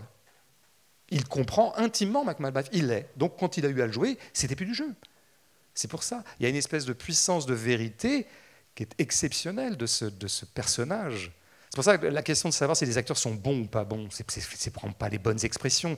Le seul critère qui compte, c'est qu'est-ce que tu donnes à l'écran. Quelle est la puissance de vérité que tu fais, qui fait effraction quand tu apparais à l'écran? Bah, Hossein, il crève l'écran, il explose tout le casting. Toute la famille à côté de lui, ils ont l'air vraiment, mais de... Je veux dire, c'est des chaises, quoi. Lui, il impose. Alors, évidemment, ce qui est très beau, c'est que, bien sûr, c'est à l'inverse de ce qui est en train de se jouer. Parce que ce qui se joue dans le film, c'est que lui est du côté de la victime, du côté de celui qu'on va répudier, en tout cas qu'on va condamner, pas condamner, mais en tout cas juger, possiblement condamner, et puis voilà, expédier, renvoyer un petit peu à sa pauvre vie. Il a perdu. Dans l'histoire, il perd, mais dans le film, il gagne. Il gagne sur un autre critère qui est celui de Kiarostami, non pas qui est ici le plus honnête, qui est ici le plus riche, qui est ici le plus légitime socialement, qui a le plus de prestance sociale. Non, non, la question de Kiarostami, elle est révolutionnaire et elle est à l'inverse des codes sociaux, elle est qui est le plus vrai ici? Et le plus vrai, c'est Hossein. Et c'est pour ça que quand vous faites un close-up sur Hossein, c'est un échange de bons procédés. Il ne faut jamais oublier ce truc-là. Hein? Kiarostami n'est pas quelqu'un de condescendant, c'est pas un paternaliste, c'est pas quelqu'un qui se dit non mais moi quand même je vais faire l'effort de filmer les pauvres, non mais je vais lui prêter un peu attention à ce pauvre gars quoi, parce que franchement on le regarde pas assez et moi je vais savoir le regarder. Ça c'est ce que nous servent toutes les fictions à longueur d'année là, une espèce de fiction humaniste sympa là. Ah oui on va regarder les invisibles, blablabla. On va se pencher sur eux vraiment, on va daigner les regarder, oh, c'est beau. C'est pas ça le truc. Évidemment, Kiarostami a beaucoup cette fonction-là. Il a beaucoup filmé les pauvres. Il adore filmer les prolos. Enfin, il a beaucoup recueilli la misère sociale iranienne. En fait, les gens du bas de l'échelle. Pratiquement, il fait que ça. En fait, il y a très très peu de personnages bourgeois chez lui, à part les doubles de cinéastes. Mais encore une fois, c'est pas qu'un calcul de condescendance sociale ou de paternalisme social ou de générosité. C'est parce qu'il sait très bien que c'est là qu'il va trouver des putains de puissance. On n'est pas obligé d'être d'accord avec lui, mais ce que démontre tout son cinéma, c'est qu'il a une capacité à avoir convoqué au cinéma des gens qui ont explosé l'écran. Vous voyez les films de Kiarostami, chaque fois ça marche. Là, j'ai revu juste là 2-3 jours Le Passager, qui est un de ses films de 74, où il n'a pas encore complètement trouvé sa mise en scène. Et, bon, c'est pas encore super, mais il y a déjà un truc, c'est qu'il filme un gamin de 10 ans qui veut absolument assister à un match de foot, et c'est un prolo, mais vraiment, il a vraiment une gueule. Il est pouilleux, quoi, des choses comme ça, et chez moi, c'est un compliment. Et oui, pardon, il crève l'écran. Moi, j'adore cette expression, crever l'écran. C'est paf, ça. Oui, une puissance qui s'impose comme ça. Et c'est ce qui se passe dans ce film, quoi. Enfin, en tout cas, c'est la raison pour laquelle j'adore ce film, c'est qu'il impose ce truc-là de vérité. Et c'est un échange de procédés. Je te donne ma caméra, donne-moi ta gueule. C'est un échange égalitaire de procédés. Nous allons mutuellement nous octroyer puissance. C'est ça les meilleurs contrats au cinéma, en fait. C'est un contrat totalement égalitaire, en fait. Bon. Alors, dans le même temps où je finirai là-dessus, on va quand même parler de la fin, de la vraie fin. Oui, Kiarostami demande pendant le procès à Hossein, tu voudrais être acteur ou réalisateur? Hossein dit réalisateur, acteur. Ouais, et tu voudrais jouer quoi? Je voudrais jouer mon propre rôle. Oui, au moins tu serais sincère. Ouais, de toute façon, je suis toujours sincère. Oui, il est sincère. La sincérité totale, quoi. Il est vraiment pas roublard. Il y a même un moment où il fait un truc. Voilà, à quoi est-ce qu'on voit qu'il est sincère?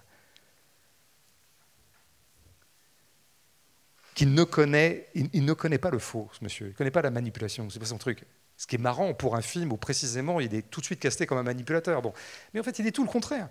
Il y a un moment où Kiarostami lui demande, donc pendant le procès, si d'autres gens t'avaient pris pour Mac Malbaf, parce qu'il y a une petite ressemblance un peu ténue entre lui et Mac Malbaf, donc oui, ça peut arriver qu'on me reconnaisse comme Mac Malbaf, est-ce que, de nouveau, tu leur ferais croire que tu l'es, et tu serais reparti pour, de nouveau, décliner une usurpation? Nous sommes au procès. Dans un procès, ce que doit répondre Hossein, s'il est un peu malin socialement, s'il a un peu les codes sociaux, la manipulation sociale, la falsification sociale, la fausseté sociale, ce qu'il doit répondre, c'est « Ah non !» Oui, parce que tous les prévenus dans un procès disent toujours deux trucs, ils se défendent toujours de la même manière, c'est « Non, mais ça m'est jamais arrivé avant et ça ne m'arrivera plus, c'était une fois, je me suis perdu, je ne sais pas ce qui m'a pris. » Évidemment que c'est la défense de tous les prévenus, et ils ont bien raison de se défendre comme ça. Non, mais voilà, je vous jure, ça n'arrivera plus. Et lui, il répond exactement l'inverse. Le mec se plante total, il s'enfonce à ce moment-là. Mais il ne peut pas répondre faussement, puisque c'est vrai, puisque oui, si de nouveau on le confondait avec Mac Malbaf, oui, bien sûr qu'il rejouerait, puisqu'il est Mac Malbaf. Et puisqu'il prend plaisir à le faire, évidemment qu'il le ferait. Bon. Alors ce qui se passe quand même, c'est que le film a un côté presque assez beau, c'est que bien sûr, Hossein qui a toujours rêvé de faire du cinéma, ou qui rêve cinéma, dans le même temps que Kiarostami est en train de raconter l'histoire d'un mec qui aurait toujours voulu faire du cinéma et qui n'arrive pas à en faire, il lui donne un rôle extraordinaire. Bien sûr que c'est ça que raconte le film, c'est ça que fait le film. Au bout du compte, Hossein aura joué dans un film. Et quel film? Il a eu son grand moment de cinéma, en fait, et c'est Kiarostami qui lui donne. Toujours par l'échange de bons procédés. Mais quand même, il lui donne. Donc, bon, c'est le côté un peu joyeux du film, quoi. Oui. Le film réalise ce que Hossein pensait ne jamais pouvoir faire. Et il le réalise en racontant l'impossibilité même de le faire. C'est là que ça devient très tourbillonnesque, quoi. Alors après, il y a un élément un peu moins joyeux dans cette affaire. C'est la fin, c'est la dernière séquence. Alors je passe sur le son, tout ça, j'en ai déjà parlé, mais sur le truc, c'est que d'abord faire se rencontrer l'original et la copie, pourquoi pas. Et puis surtout, donc, ils vont aller dans la famille bourgeoise. Alors c'est une scène qui est une scène de réconciliation. C'est une scène en fait qu'on pourrait dire un peu happy end, de prime abord, puisque c'est une scène où on solde l'affaire, comme on dit, on solde l'affaire. Allez, on efface les tablettes, quoi. On met les compteurs à zéro, rien ne s'est... Allez, ça va, tu t'excuser. Et on n'en parle plus. Ça va, fin apaisante, on a réussi à réconcilier. Mais ce « on n'en parle plus » est terrible. Ce « on n'en parle plus » est terrible, parce que cette scène, c'est ça qu'elle raconte, c'est pour ça qu'elle est tellement belle, cette fin. C'est qu'elle est une fausse happy end. Elle est trouée de l'intérieur par une immense mélancolie. Parce qu'à ce moment-là, nous nous rendons compte, nous, que ce qui a eu lieu une fois, ce petit miracle, Hossein a pu pénétrer cette maison, Hossein a pu, un moment, avoir son moment de gloire. Eh ben, c'est la seule fois de sa vie où ça aurait pu être possible, et ça ne sera plus jamais possible. Toute cette scène, c'est tout le monde est remis à sa place. Ce qu'a fait Hossein, c'est qu'il a transgressé sa place, grâce à sa puissance de jeu et à sa folie. Et là, on le remet à sa place. On le remet à sa place. Il est de nouveau, d'ailleurs, en posture, non pas de Mac Malbaf, qui pouvait regarder de haut ces bourgeois, qui le regardaient avec admiration. Nous avons un cinéaste à la maison. Là, maintenant, de nouveau, il se plie comme ça. Même quand il voit Mac Malbaf, il est en position d'infériorité, d'humilité, d'humiliation, d'excuse. Il est tout contrit. Et, voilà. Et quand ils vont voir, quand le maître de maison ouvre la porte, le portail, bah c'est pareil, il s'excuse, tout ça, et il pleure.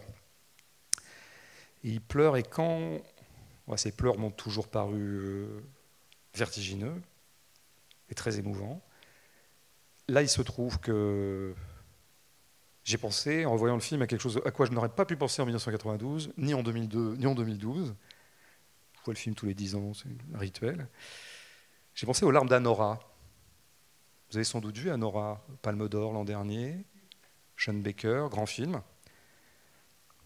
À la fin, elle pleure, et ses pleurs étaient assez passionnants, parce que c'était des pleurs très polysémiques. On s'est beaucoup demandé, nous, les fans du film, ou les spectateurs du film, qu'est-ce que c'est que ces pleurs? Pourquoi est-ce qu'elle pleure à ce moment-là, Anora? Et il y avait plein d'hypothèses possibles, et le fait qu'il y ait plein d'hypothèses possibles était à la mesure de la grandeur de ses pleurs.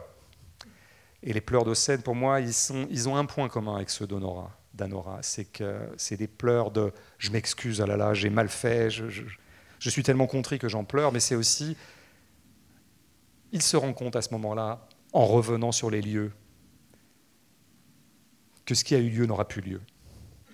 De la même façon qu'Anora pleurait aussi le fait d'être un peu remise à sa place. En fait, l'homme de sa vie, ça allait être un prolo comme elle, et non pas le prince russe qu'elle avait rêvé.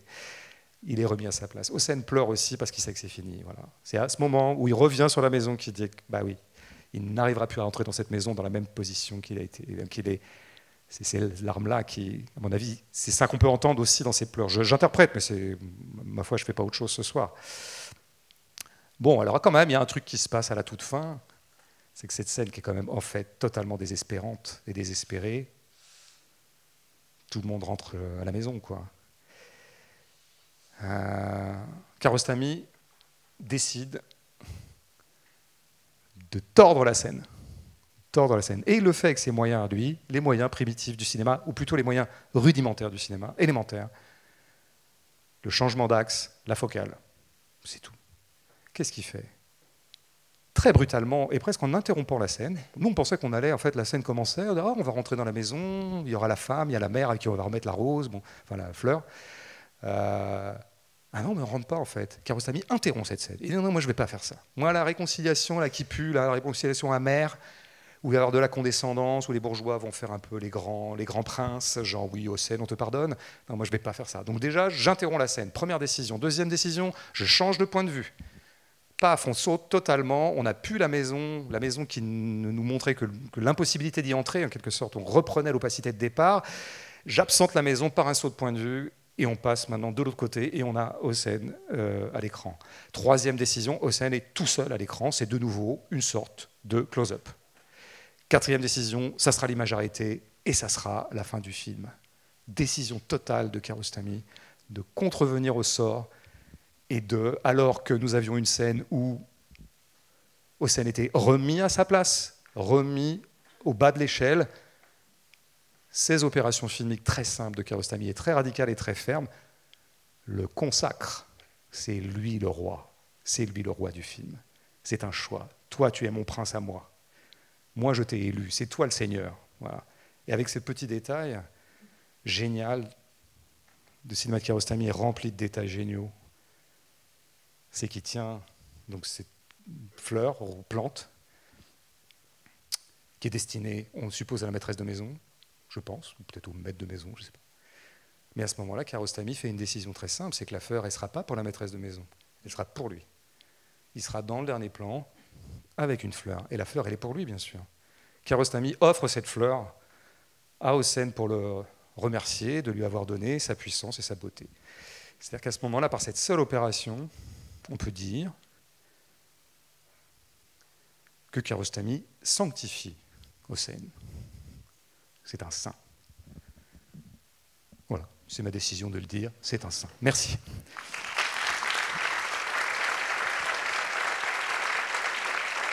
Alors il y a un micro qui va tourner. Jeanne va faire ce rôle sportif.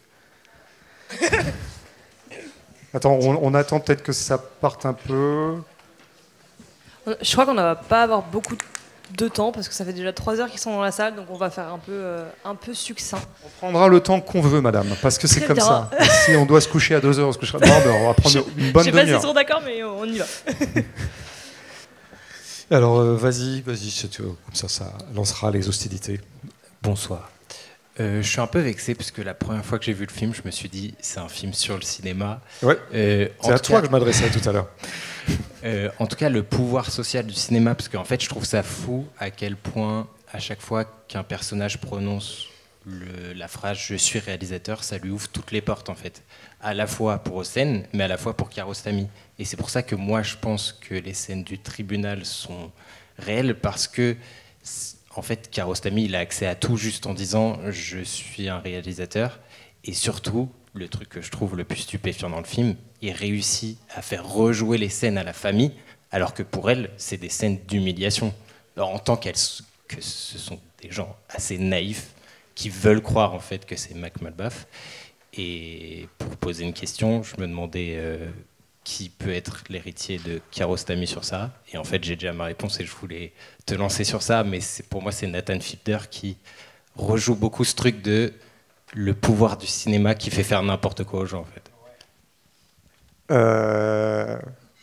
Bon, oui, non, mais peut-être qu'en fait le procès est réel et que Kiarostami avait telle latitude et le cinéma occupe une place tellement importante dans la société iranienne qu'un cinéaste, on lui ouvre toutes les portes. Je crois que là, il faudrait vraiment... Enfin, rentrons chez nous ce soir ou demain et de communion tournons, peut-être qu'on apprendra quand même qu'il y a reconstitution au bas mot, parce qu'il y a deux étages de la fusée en quelque sorte. Il y a, ok, il a pu filmer le procès. Bon, mais il l'a filmé sur le vif et il nous le restitue un peu comme tel, avec des interventions en live. Il faut vraiment que Kiarostami, c'est le roi du pétrole, quoi. C'est le cas de le dire en Iran, mais ouais. Ou alors il l'a reconstitué, ce qui est déjà pas mal, hein, de demander au juge, ce qui témoignerait déjà d'une certaine aura d'un cinéaste, quoi, de dire à un juge, bah, tu vas rejouer avec le procès. Oh ouais, d'accord, bien sûr, monsieur Kiarostami. Donc de toute façon, finalement, dans tous les cas de figure, je pense que d'être cinéaste en Iran, ça ouvre un certain nombre de portes. Bon, on a pu voir aussi que dans une version plus récente du régime, ça enferme beaucoup aussi des portes. Hein. Je veux quand même rappeler que Panahi est assigné à résidence depuis à peu près 10 ans maintenant, qu'il a fait de la prison. Enfin, voilà. Donc, il faut... Mais peut-être que les années 80, 90, les choses ne se jouaient pas exactement de la même façon dans ce pays. À voir. Après, ouais, Nathan Fielder, Kiarostami, moi j'adore les deux. Hein. C'est ça le vrai point commun. Et oui, le grand sujet de Nathan Fielder, c'est qu'est-ce que c'est que l'authenticité ? À partir de quel moment puis-je être sûr que vraiment je suis authentique ? Chez Nathan Fielder, dans une grande tradition d'ailleurs pour moi de littérature extrêmement alambiquée, qui est une littérature du doute absolu et du doute métaphysique, précisément il n'y a jamais d'authenticité. C'est après ça que court Nathan Fielder dans toute sa série, notamment la plus connue, enfin la dernière en date en tout cas, et il n'y arrive jamais, et il n'y arrivera jamais. Et donc tout est toujours sujet à caution. Chez Kiarostami, il est tout à fait conscient que, attention, le réel ne se donne pas comme ça, que l'authenticité c'est une notion extrêmement problématique, mais quand même au bout du compte, toute son ingénierie de vrai, faux, de faux, vrai, de mentir vrai, de rejouer, pas rejouer, a quand même pour horizon le fait qu'à un moment, une vérité surgit. Et là, par exemple, c'est Hossein. Nathan Fielder, avec Hossein, lui, il lui aurait fait rejouer un autre truc, où on se serait dit, ouais, non, mais en fait, le mec est vraiment un escroc. Enfin, tu vois, ça serait devenu vraiment labyrinthique. Donc je pense qu'on n'est quand même pas au même degré de postmodernité entre Fielder et Kiarostami. Je ne sais pas si beaucoup de gens connaissent Fielder ici, mais je vous recommande ces séries qui sont extraordinaires. Voilà, je pense que quand même, donc les vrais héritiers de Kiarostami, je pense qu'ils seraient quand même allés chercher dans un cinéma naturaliste... un cinéma naturaliste conséquent et profond, quoi, pour qui le réel ne se donne pas, le réel se cherche, quoi, le réel se fabrique. Je n'ai pas d'exemple en tête là, mais il y en a quand même un certain nombre. Pour répondre à la question rhétorique du tout début de ton intervention sur à quoi sert la scène avec l'enregistreur, la recherche de l'enregistreur, bon, je n'y avais pas du tout pensé, mais en t'écoutant ensuite, je me dis que c'est simplement pour faire le parallèle avec la scène précédente, avec la bombe à aérosol. Parce qu'en fait, ils suivent presque le même trajet en descendant la rue. Et donc c'est peut-être une manière de dire, l'aérosol, c'est moi, et puis la recherche de la partie journalistique, c'est pas moi, quoi, c'est fini. Voilà. Ça me va très bien. Et sinon, je vais persister dans le film sur le cinéma quand même. Parce qu'en fait, là où vous venez d'en reparler, et encore une fois, après t'avoir écouté, j'ai l'impression que le film m'a dit vrais acteurs, faux acteurs, reconstitution, pas reconstitution, on s'en fout. En fait, c'est pas de ça que tu dois te préoccuper, toi, le spectateur, c'est est-ce que tu y crois, quoi? Est-ce que ça génère du réel? Et donc, du coup, le reste, c'est ma méthode, c'est ma tambouille, mais c'est pas la tienne, quoi. Voilà. Bon, non, mais de toute façon, je pense qu'on est d'accord. J'ai un peu chicané en introduction en posant une nuance qui me paraît quand même importante. Il est bien évident que tous les cinéastes conséquents se posent des questions de cinéma. Voilà. Et donc, ce que je n'aime pas dans le côté sur le cinéma, c'est comme si son sujet à Kiarostami, c'était le cinéma. Pour moi, son sujet n'est pas le cinéma. Son sujet, c'est la vie. Et il se trouve que lui qui est cinéaste, immédiatement la question de la saisie de la vie est une question de cinéma. Et donc, comment est-ce que je peux obtenir de la vérité au cinéma? Donc du coup, j'ai une réflexion sur les acteurs. Et donc du coup, effectivement, quand on voit Close Up, bien sûr, c'est pour ça que c'est quand même un peu du petit lait pour les critiques de cinéma ou les cinéphiles, bien sûr, parce qu'on a l'impression que toutes les questions que se pose Kiarostami sont des questions fondamentales de cinéma. C'est vrai. Mais encore une fois, ces questions de cinéma... Moi, je veux dire, c'est à ce titre-là que je ne me suis jamais considéré comme un cinéphile à proprement parler, parce que moi, j'aime pas le cinéma, j'aime la vie. Enfin, et je vois dans le cinéma un outil de production ou de saisie de la vie absolument inégalable. Mais c'est bien la vie qui m'intéresse, et j'ai l'impression que Kiarostami aussi, c'est vraiment quelqu'un qui a été obsédé comme ça par la saisie de la vitalité, quoi, quelque chose, bon, ou la singularité... Voilà, tu vois bien, c'est des toutes petites... mais il me semble quand même que la nuance mérite d'être posée, parce que sinon on rentre dans des trucs... oui, où le cinéma parle du cinéma, oui, bon, bah, très super, quoi, mais enfin, on aimerait bien qu'il nous parle d'autre chose, quoi. Non, mais c'est justement... en fait, j'ai même pas envie de me poser la question, et je prends juste les éclats de réel que le cinéma permet de créer, quoi. Voilà. Et comme exemple de... Je ne sais pas du tout si c'est un réalisateur naturaliste ou pas. Je dis ça parce que j'ai vu, je crois, son dernier film ce matin, mais Thierry de Peretti utilise beaucoup aussi des acteurs qui n'en sont pas. Ouais. Et bah oui, forcément, voilà. Puisque c'est un bon cinéaste, donc il a compris le b.a.-ba. Merci beaucoup. Ouais, de Peretti, grand cinéaste, ouais. Et il n'a pas dit son dernier mot, parce que quelque chose se prépare qui m'a l'air pas mal. Ça va, Jeanne, un peu de... Ça va, ça fait en mon termes sport. de conditions physiques. Moi, je pourrais pas, à mon âge. J'avais une question sur la relation du réalisateur avec la religion. Parce que, du coup, je ne sais pas s'il le traite dans ses autres films, c'était aussi une question. Parce que ça m'a marqué quand Hossein explique qu'il savait qu'il allait se faire piéger, mais qu'il y va quand même. Et en plus, c'est une histoire de procès, donc voilà, il y a un lien avec la passion du Christ. Et ça m'a marqué, et j'avais pas vu, moi, l'histoire de... Il le sanctifie à la fin avec les fleurs, mais c'est ce qu'il dit... Du coup, Mac Malbaf lui demande quel jour on est. Il dit le 3, sans presser le mois. Et après, il dit ça fait combien de temps que tu es en prison? Il dit 40. Donc ça m'a marqué. Ah, oui. Du coup. Et donc je me dis, voilà, si tout le film parle aussi un peu de ça, est-ce qu'il est traversé par ça? Mais après, est-ce que les 40 jours sont aussi importants en islam qu'en christianisme? Parce que je te rappelle qu'on est dans une terre musulmane quand même. Oui, là. mais en Iran, il y a des chrétiens aussi. Donc c'est pour ça que je me demande, est-ce que le réalisateur, d'où il vient, sa famille, etc. Alors je ne sais pas trop d'où. Bon, Kiarostami, je ne sais pas trop s'il vient d'une famille croyante, pas croyante. À mon avis, non, pas chrétien iranien, parce que sinon ça je l'aurais su, parce que c'est quand même assez singulier d'être. C'est quand même une religion très minoritaire en Iran, peut-être un peu plus encore maintenant. En revanche, ce qui est très clair, ce qui pourrait aller dans ton sens, c'est que notamment les films suivants de Kiarostami ont de plus en plus fait monter en lui ce qu'on pourrait appeler des questionnements spirituels. J'aime pas du tout le mot, mais voilà, ça t'indique un peu. Il est totalement accessible à ce genre de choses. Hein. Tu le verras dans Le Goût de la cerise, qui est quand même une espèce... dans Télérama, on dirait une méditation sur la mort. Bon, alors, je ne vais pas le dire comme ça, mais c'est un type qui veut se suicider. Voilà. Et donc, il discute dans une bagnole avec des gens c'est un dialogue presque philosophique, mais très incarné. C'est pour ça que c'est sauvé. Donc oui. Et puis, je pense que par ailleurs, il y a un truc, alors moi qui me touche beaucoup, parce que c'est vraiment pour moi mon lieu de cinéma, à tous les coups, c'est il y a quelque chose chez lui ce que je pourrais appeler une mystique du réel, quoi. Il y a vraiment une conception mystique. C'est-à-dire, quand je parlais tout à l'heure de l'apparition, le réel comme apparition, quelque chose qui apparaît, et il y a cette façon de rendre étrange le réel par son apparition même et de toujours renouveler chez le spectateur l'incroyable émoi que devrait toujours lui procurer le fait d'exister, quoi. Et donc là, je pense que mais c'est plutôt, si tu veux, par ces aspects-là que tu pourras explorer si tu vois d'autres films, que par une allégeance concrète à telle ou telle religion. Tu vois, j'ai pas souvenir d'avoir beaucoup entendu parler ni d'islam ni de christianisme dans ces films.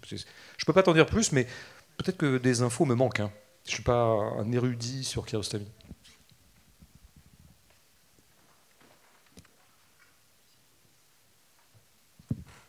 Salut et merci beaucoup pour cette présentation. Avec plaisir. Tu parlais du goût de la cerise. Je l'ai vu il y a 20 ans et depuis je me pose une question, je me dis c'est pile le bon moment pour la poser. C'est que tu l'as bien en tête ou pas? Pas vraiment. Ok. Mais Bon. j'ai sa trame que je viens de raconter. Ok. C'est que le film se termine après les déambulations en voiture, se termine par de mémoire 3 ou 4 minutes dans la montagne, la voiture est arrêtée et on voit l'équipe technique, on voit Kiarostami, il y a du jazz, il regarde, il fume, il regarde la ville au loin et le film se termine comme ça. Et donc c'est encore un dispositif on voit la caméra, donc je me demandais si tu avais des choses à dire là-dessus, tout simplement. Non, ça y est, maintenant je m'en souviens. Moi, je ne l'ai pas vu depuis un certain temps aussi, mais je me souviens bien de ce dernier plan, enfin de ces dernières séquences. Mais non, j'ai pas grand-chose à en dire en fait, parce que je pense qu'il faudrait regarder précisément, parce que sinon, si je le regarde de loin, je vais dire que des banalités. C'est-à-dire que oui, Kiarostami, à la fin, dans un geste un peu presque brechtien, vous dit tout ça c'était du cinéma. Regardez, je vous regarde toute l'ingénierie, alors qu'on se croyait perdu dans les montagnes un peu désertiques du nord de l'Iran. En fait, non, tout ça a été agencé, tout ça a été orchestré.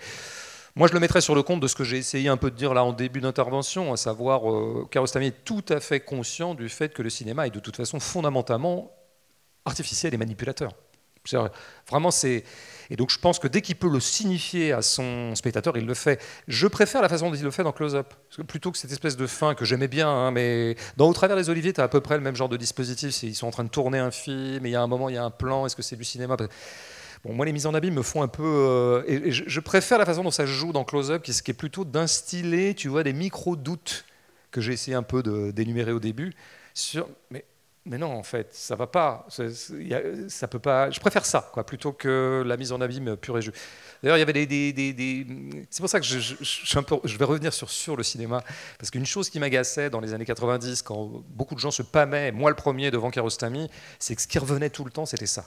C'était oui, c'est des films dans le film, et ça donnait des articles qui disaient rien en fait, parce qu'une fois que tu as décomposé une structure de mise en abîme, va en dire quelque chose d'intéressant, quoi. Et surtout, ça me paraissait négliger un truc. Déjà, le naturaliste en moi était déjà vif. C'était, mais regardez aussi ce que ça perçoit, quoi. Enfin, regardez tout ce qu'il arrive à capter, quoi, comme magie, comme épiphanie du réel. C'est quand même ça qui me frappait, moi, à la fin. Donc, mais il faudrait que je le revoie, en fait, pour en dire autre chose que des généralités comme ça.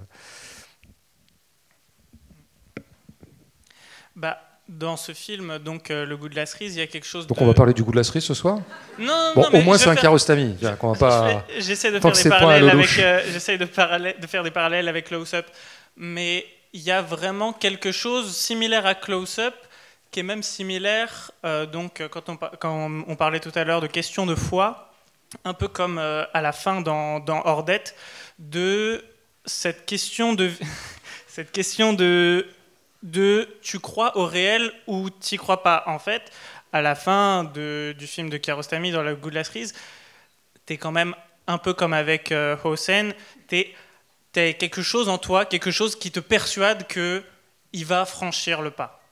Et en fait, donc à la fin, il y a la nuit tombe sur lui et on le voit en fait avec cette fin, elle pourrait presque, si on voyait juste ce morceau détaché, nous faire comprendre qu'en fait, il est vraiment mort. Le fait est que on est tellement convaincu du contraire que on est habité, on se dit mais c'est pas possible. Et c'est là que je fais le parallèle avec ce film entre la scission entre la réalité et ce qui ne l'est pas. En fait, cette prise de tournage, on ne sait pas trop si elle est artificielle ou non, tout comme ce procès, on n'est pas tout à fait sûr de sa reconstruction, mais en fait, il y a quelque chose de beaucoup plus important que de savoir si c'est vrai ou pas, quoi.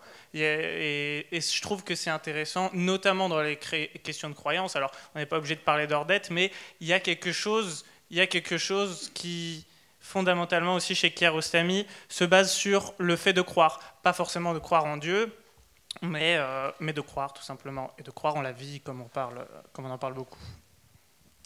Je trouve ça... J'ai pas grand-chose à ajouter. C'est tout à fait un créneau analytique que j'aime bien. En des termes vraiment barbares, managériaux, je pourrais dire que le réel au cinéma, c'est toujours une co-construction entre le spectateur. C'est la rencontre de deux croyances, quoi. Et si deux personnes croient au même moment au truc, et ça a lieu. Et les deux personnes étant le cinéaste et le spectateur, ou la cinéaste. Et c'est ce qui se passe avec Kiarostami. Je pense qu'il s'en remet. De toute façon, ce film, moi, j'ai été dithyrambique sur Hossein, tout ça. Je veux dire, peut-être qu'on pourrait être moins sensible à son charisme, quoi. C'est-à-dire qu'il y a quand même un moment, c'est le spectateur qui décide si quelque chose a eu lieu ou pas. Si on est moins sensible que moi à l'incroyable, ce que j'appelle charisme, au sens presque spirituel aussi du terme de Hossein, le film est un peu plus anodin. Et quelque chose n'a pas eu lieu, quelque chose ne s'est pas fait. Mais moi, j'aime assez que ce soit un peu remis et confié à l'intensité du spectateur aussi. Sa croyance, sa foi, et aussi le pouvoir de reconnaissance que quelque chose a lieu, quoi. Comme on reconnaît un événement, ce qui serait un truc un peu mystique aussi, quoi. Vous avez Jésus qui vous apparaît, il y en a qui croient, il y en a qui ne croient pas, quoi. Vous avez Hossein qui vous apparaît, il y en a qui pensent que c'est une des plus grandes créatures que la planète Terre ait connue. Il y en a qui vont se dire, c'est un pauvre type qui a eu un petit peu son moment de gloire. Mais je pense que comme le réel aussi, le fait de croire est une grande question de cinéma, puisque il y a beaucoup de gens comme Rossellini, des gens qui sont allés chercher le réel, mais il y avait toujours des gens pour dire de toute façon, le cinéma, ça sera toujours faux. Donc, c'est toujours entre les mains du spectateur de croire ou ne pas croire. Et donc, peut-être que celui qui délaisse le réel absolu, comme voudraient le saisir certains, ceux qui le délaissent comme Kiarostami, en fait, laisse encore plus au spectateur la possibilité de croire. C'est très bien dit. Plus polémiquement, je dirais, il y a tellement de films qui ne nous laissent pas l'occasion, le temps, la latitude, de par leur forme, de tout simplement savoir si on y croit ou pas, quoi. Qui nous impose un truc, quoi, et où la question de la croyance est complètement reléguée au second plan. Bon, en même temps, on ne va pas épiloguer sur des mauvais films. Quelqu'un encore? Ouais, là. Encore 2, 3. Dans la haute. Bonjour. Bonjour. Donc Bandeau. C'est nouveau, oui. Ouais, j'aime bien. Ah, ok. Et tu ressembles moins à Jésus, du coup. Ah, Jésus, elle n'a jamais été comme ça. T'es pas très Bandeau, Jésus. Non. Tu m'as complètement court-circuité. Ouais. Je sais plus. Oui, ok, c'est bon. J'avais lu que les coupes de son à la fin du film sont des inventions. Ce que je veux dire, c'est que ce n'est pas un vrai accident. Il les a bricolés au montage. Il les a bricolés. Au mixage. Et ça, je trouve ça. Au départ, je me sentais un peu arnaqué entre guillemets. De l'autre côté, je me dis que c'est parfaitement la dernière action du film. Elle est primordiale à ce que faisait le film tout le temps, c'est-à-dire c'est du faux qui va atteindre le réel en le rendant inaccessible. Enfin, ça je trouvais ça assez fou et je sais pas si t'en avais parlé du coup, mais j'ai un peu commencé là-dessus en fait tout à l'heure. Alors c'était dans une salle au Théâtre Traversière. Ah ouais. On avait projeté le film. Désolé, je devais ressusciter avec un bandeau. Ouais, j'étais occupé à ça. Jésus, c'est quand même un emploi du temps. Ouais, franchement. Bon je suis désolé, je vais rendre le micro.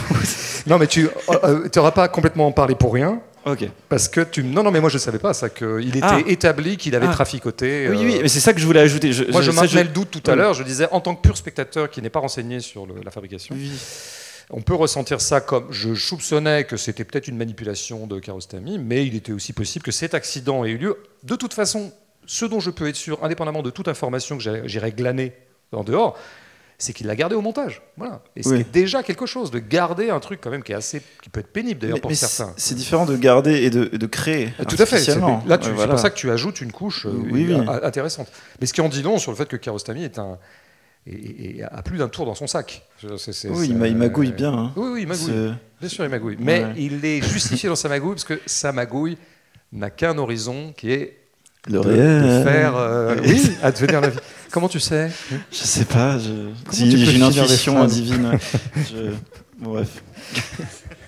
Au moins, moi, on saura comment me pasticher quand je serai mort. Hein. Le mec qui disait le réel.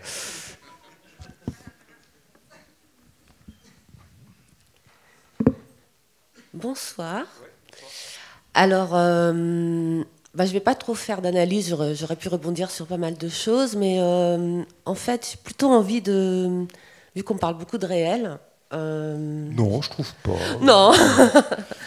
En fait, j'ai plutôt envie de partager mon expérience de ce soir, qui est assez incroyable, qui est assez irréelle pour le coup.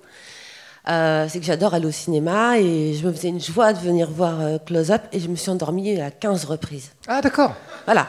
Mais et donc, en fait, je m'endormais, j'avais les yeux qui tombaient. Mais c'est hyper dur de s'endormir 15 fois. Non, mais c'était génial parce qu'en fait, j'entendais la voix iranienne et quand je revenais à moi, j'avais une nouvelle scène et j'avais l'impression que ça me parlait dans toutes les langues. Enfin, j'ai vécu un truc un peu spécial. Il se passe qu'il y a du mandarin. Et du coup, j'ai rien suivi à l'histoire, évidemment, mais j'ai vu des trucs géniaux. Et après, donc, du coup, j'ai écouté le débat, et j'ai trouvé ça très, très intéressant, et j'irai le revoir, évidemment. En fait, je suis très fatiguée ces dernières semaines. Oui, je pense, oui. Donc voilà, mais je voulais venir. Soit le film est très ennuyeux, soit vous êtes très fatiguée. Mais j'ai adoré, paradoxalement. Et puis sinon, je voulais revenir aussi sur deux petites choses. Cette fameuse bombe qui descend. Je trouve que c'est pas seulement du réel, c'est des instants suspendus, de poésie, de... Mais l'un n'empêche pas l'autre. Voilà. En fait, moi je trouve qu'il y avait une grande dimension poétique dans ce film, malgré que je n'ai vu que des morceaux. Et puis à la fin, plutôt que de sanctification, j'avais envie de parler de grâce en fait. On lui donne sa grâce. On est un peu dans les mêmes... oui, mais je préfère le mot de la grâce. C'est un mot que j'utilise pas mal, Voilà. Aussi, Et puis après, j'aurais pu faire des parallèles aussi... avec Proust, par rapport au temps, par rapport au réel, etc. Et aussi, il y a un film qui parle de l'identité, qui... c'est un peu un fatras là, que je sors, mais... c'est Profession reporter. C'est une belle profession. Vous avez vu d'Antonioni ? Ouais. C'est un autre film, hein, mais du coup, il faut que je revoie Close Up, et puis... faut que vous voyez Close Up. Oui. Non, mais je l'ai vu d'une certaine manière quand même. Hein. Oui. Ah si, je vous assure. Mais bon, j'avais envie de partager cette expérience parce qu'au début, je me suis dit, oh là là, la honte. Et après, je me suis dit, mais non, en fait, j'ai vécu un truc super. Mais ok. Voilà. Donc, partage. Alors que les autres se sont fait chier parce qu'ils sont restés éveillés tout le temps. Sale soirée. Ah non, mais je vais avoir le plaisir de pouvoir le revoir. Voilà. Mais Profession reporter, dans les gens qu'on pourrait un peu accointer à Kiarostami, alors que vraiment ils sont très différents pour plein de raisons, mais il y a chez Antonioni un travail sur la perte du réel, quoi, justement le truc, et notamment Profession reporter qui est son plus beau film, qui est un film extraordinaire. Hein. Ouais, on se perd peu à peu. Oui, il y aurait quelque chose à jouer peut-être entre les deux. Ouais.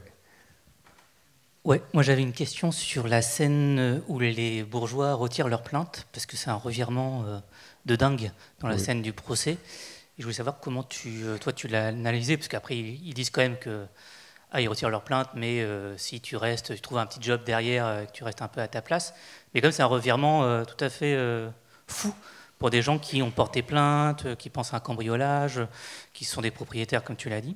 Et ça m'a renvoyé à deux films de Kiarostami dont j'ai oublié le nom, mais il a filmé beaucoup de scènes, en effet, comme tu l'as dit, à l'école, et des scènes des enfants face à leurs professeurs qui sont comme ça, l'un accuse l'autre d'avoir volé quelque chose, et face à leurs professeurs, ils doivent dénouer le vrai du faux, parce que le professeur leur tire un peu les vers du nez. Et puis il y avait un autre film aussi où c'était une expérience sociale, où il interroge des parents face à une punition je sais plus. En gros, c'est des enfants qui ont triché, des ados qui ont triché dans une classe, et le professeur condamne toute la classe si un des élèves ne dit pas la vérité, voilà. Et il y a ce chantage-là, et on demande à des bourgeois et à des parents prolos ce qu'ils en pensent, qu'est-ce qu'ils auraient fait à leur place. Et donc je me dis si la scène judiciaire reconstitue aussi un peu la scène scolaire, et voilà, je voulais avoir ton avis là-dessus. Ouais, tu prêches un converti, bien sûr. Après, sur la rétractation des bourgeois, j'ai pas grand-chose à en dire. J'ai une petite intuition qui est que, à la lumière d'un autre aspect du film, sur lequel je vais revenir, c'est que je trouve que c'est un raffinement de domination. C'est-à-dire que c'est le sommet de la domination. C'est moi qui ai la main. Je porte plainte, c'est déjà un truc de dominant. Je porte plainte, je te tire devant les tribunaux et probablement que tu vas quand même être un peu mis à mal parce que tu es quand même en tort. De fait, il est en tort.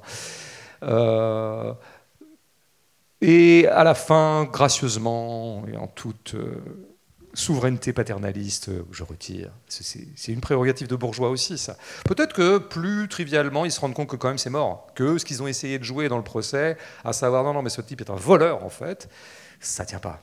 Ça tient pas parce que Hossein est tellement convaincant que voilà. Donc peut-être qu'ils retirent leur plainte avant d'avoir de perdre la face.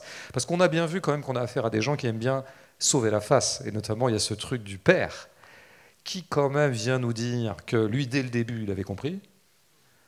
Moi non mais dès le début j'ai compris que c'est un imposteur. Simplement je l'ai fait continuer parce que c'était par pédagogie par rapport à mes fils. Je comprends pas du tout. Non, le type avait rien vu. Il a honte d'avoir été floué par un gueux, et donc il se réassure bourgeoisement en disant non, mais moi j'avais vu depuis le début. Et non, ce qui m'incite à penser qu'on a affaire à un raffinement de condescendance de dominant, c'est quand même que ce qu'ils lui font vivre le jour de l'arrestation, si ça s'est vraiment passé comme ça, et tel que Kiarostami le reconstitue, et là on peut quand même faire confiance à Kiarostami pour être absolument vérace, c'est un jeu pervers qu'ils lui ont fait. Le pervers, le mot pervers veut dire tout et son contraire, mais je dis pervers, là en l'occurrence, presque une exception presque simple, c'est une espèce du rab de cruauté par rapport à la cruauté objective. La cruauté objective, c'était mon pote, en fait, t'es un imposteur, on a fait venir les flics, allez, basta. Non, ça dure quand même. Ça dure, ils lui disent pas tout de suite. Ils lui disent pas, non, mais maintenant, en fait, on sait qui tu es, donc arrête de nous le raconter, donc tu t'assois sur ce fauteuil, les flics arrivent, basta. Non, ils disent, ouais, ça va, ils le font parler, donc lui, il comprend tout, mais quand même. Donc, ils le punissent. Ils lui font, et ça reviendrait à ce que tu disais sur les enseignants parfois un peu sadiques qu'on voit dans les films de Kiarostami, qui s'est beaucoup intéressé à cette question. C'est quoi le sadisme quand t'es prof? C'est pas l'autorité, c'est que quand on rajoute un peu, quoi. Tu vas vraiment vouloir que l'enfant le sente passer, quoi. Le fait qu'il a fait une faute. Alors, on va lui faire parfois par des sévices corporels, mais aussi parfois par des situations où on va le mettre, on va l'écraser, quoi. Bon, là, ils écrasent Hossein. C'est une scène géniale. Alors, moi, je pense que cette scène-là, c'est la meilleure scène de cinéma du film. La scène où il est de cinéma, je dirais, au sens classique du terme. C'est une scène extraordinaire de violence sociale, quoi, avec cette espèce de petit raffinement qui est le zèle dans la cruauté, encore une fois, par rapport à ce qui était strictement nécessaire pour arraisonner ce monsieur. C'est fort, c'est fort. Donc, quand même, ce film qui a l'air de brasser déjà 1000 choses, c'est un grand film social aussi, hein. C'est vraiment un grand film sur le rapport de classe. Ce qui ne gâte rien. Bonsoir. Peut-être une petite dernière, ou peut-être deux. Voilà, deux, on va dire. Vas-y. Moi, j'ai vu ce film pour la première fois ce soir, donc déjà merci pour ça. Mais comme beaucoup de gens ce soir, tu crois, je pense. Et à un moment donné, tu as dit quelque chose sur... là, je vais le dire beaucoup moins bien, mais que comme si on pouvait définir le réel comme étant... la rencontre entre le hasard et la nécessité, quelque chose de cet ordre-là. C'est une espèce de tambouille comme ça, ouais. Quelque chose comme ça, ouais. Et en fait, du coup, j'ai juste envie de partager, moi, mon ressenti pré-interprétation, qui est que moi, en tout cas, je me suis raconté que la décision que prend Hossein, elle est encore plus accidentelle que j'ai l'impression, celle... que tu développais un peu après sur l'amour du cinéma, toute cette chose qui est, en même temps, c'est vrai, très très présente pendant le moment du procès, mais justement qui est quelque chose où en fait, lui, il peut déjà à ce moment-là commencer à composer dans sa tête des pourquoi. J'ai commencé en fait dans ce bus à raconter que j'étais le réalisateur, et j'ai l'impression qu'il y a quelque chose qui raconte aussi un truc de comme des fois d'un seul coup on bascule dans un univers parallèle, dans un monde où on est complètement autre chose, que là il y a le hasard de cette femme qui le prend pour le cinéaste dans lequel lui va complètement s'enfoncer, et j'ai l'impression que ça donne aussi du sens à d'autres trucs qui se passent dans le procès, les choses qui sont très rapidement mentionné le fait qu'il y ait peut-être une autre femme avec laquelle il se serait passé quelque chose d'un peu similaire. Enfin, j'ai l'impression qu'il y a aussi plein de micro-éléments comme ça qui gravitent autour du fait que ça fait aussi un peu partie peut-être de la personnalité enfin, je sais pas. Là, je fais un peu de la psychologie, mais de Hossein, mais en tout cas que voilà, il y a quelque chose d'encore moins signifiant, enfin, à ce moment-là. Et après, j'ai deux micro-trucs que je me suis posé comme question, c'est quid de toutes ces perches? Font-elles partie de l'affichage un peu de ce dont tu parles, les effets de réel et tout. Enfin, j'ai l'impression qu'il y a plein de moments où on voit la perche arriver dans le champ. Pas tant que ça. Bah, bon, il y a un gars qui gueule là, oui, enfin, on voit les perches, c'est quand même pas sérieux. Non, mais il y en a quoi, 4-5? Ouais, bah, oui. Quid? Bah, quid, quand tu fais pas du cinéma dans un frigidaire et que tu fais quand même, t'essaies de ressaisir quelque chose comme un tremblement du vivant, l'intendance suivra, comme disait le général de Gaulle, qui parlait pas de cinéma du tout en l'occurrence. Non, mais je veux dire, il faut se donner les moyens, et si à un moment il y a une perche qui apparaît, c'est un moindre mal, quoi. Tout va bien. Après, je pense que malicieusement, Kiarostami aussi aime bien que la perche apparaisse dans le plan, parce que ça lui permet toujours de rappeler à son spectateur que, attention, quand même, ne prends pas tout pour argent comptant, je pense. Hein. Bon, c'est pas, on a parlé du goût de la cerise tout à l'heure, de la fin, où il affiche totalement toute l'équipe de tournage, donc il ne s'est jamais caché de ça. Mais sur la première chose que tu disais, je suis vraiment tout à fait d'accord avec ça. Et tu dis, je ne veux pas faire de psychologie, mais c'est très bien de faire de la psychologie. C'est un personnage éminemment vertigineux psychologiquement au scène, et je crois, comme tu le dis, c'est l'occasion qui fait le larron, comme on dit bêtement. Évidemment que c'est pas du tout un manipulateur qui programme, j'ai un gros plan, je vais être Mac Malbaf. Non, des circonstances ont fait qu'il a amorcé un petit jeu, il a mis un pied dans la porte d'être Mac Malbaf, et puis on le croit, il continue, il le croit encore, je continue. J'essaie d'en obtenir tout ce que je peux obtenir, en tout cas comme joie, comme jubilation. Peut-être aussi comme vengeance sociale, il y a un petit peu c'est un truc comme ça quand même. Et puis une fois que ça se termine. Et donc oui, on peut supposer qu'il est tellement habité par Mac Malbaf qu'assez souvent, on finit par le confondre avec lui, qu'assez souvent il joue à l'être, quoi. Même si les propos du journaliste sont un peu sujets à caution, je pense qu'il a eu des témoignages relativement frauduleux. Mais ouais, moi j'aime assez. De toute façon, j'aime toujours bien les personnages comme ça, d'ailleurs en littérature comme en cinéma, qui ne préméditent pas ce qu'ils font et qui peu à peu se laissent entraîner par quelque chose, quoi. Parce que c'est vrai que là, je trouve aussi un truc où quelqu'un en a parlé. On a beaucoup le cinéaste en tant que rôle social, donc comment ça fait ouvrir des portes, comment on se comporte avec les gens, représentants de l'institution et tout. Mais du coup, moi, par rapport à son imposture, je trouve qu'il manque de le voir au travail en tant que cinéaste. Et je trouve que du coup c'est hyper savoureux, tous les petites infos qu'on a sur ça, sur le fait que le film auquel il prétend s'appelle La Maison de l'Araignée. Le moment où il parle des angles qu'il ferait si vraiment il faisait ce film, en fait, et comme il arrête pas de dire là t'es moins dans la répétition, je me dis mais qu'est-ce qu'ils sont en train de répéter et à quoi ressemble ce personnage qu'on rencontre vraiment dans son travail de l'imposture du cinéaste. Ouais, de toute façon, ça a peu duré. Leur film a tourné court quand même. Je crois qu'ils ont dû y penser pendant 1 heure. Et voilà, donc c'est pas allé très très loin. Le projet de film, puis je pense que ça serait pas allé très loin quand même, parce qu'il y a un moment, il faut de l'argent. Mais ouais, tout ce qu'on entrevoit. Non, mais il y a tout. Je parlais tout à l'heure du point de folie, la singularité. On sent qu'il y a un monde dans ce mec, quoi. Il y a un monde. Et un monde qui est adossé au cinéma. C'est son truc, quoi. Et des gens qui sont fans de tuning ou de alpinisme, lui, c'est le cinéma. Et donc, il y pense. Il se projette comme cinéaste. Et donc, il invente des films, il invente des titres. Ouais. D'ailleurs, qui n'a pas fait ça? Enfin, tous les gens qui se sont à un moment ou à un autre projetés comme cinéastes, voilà, ils ont parfois un titre de film en tête, ils rêvassent dessus, ils commencent à l'élaborer.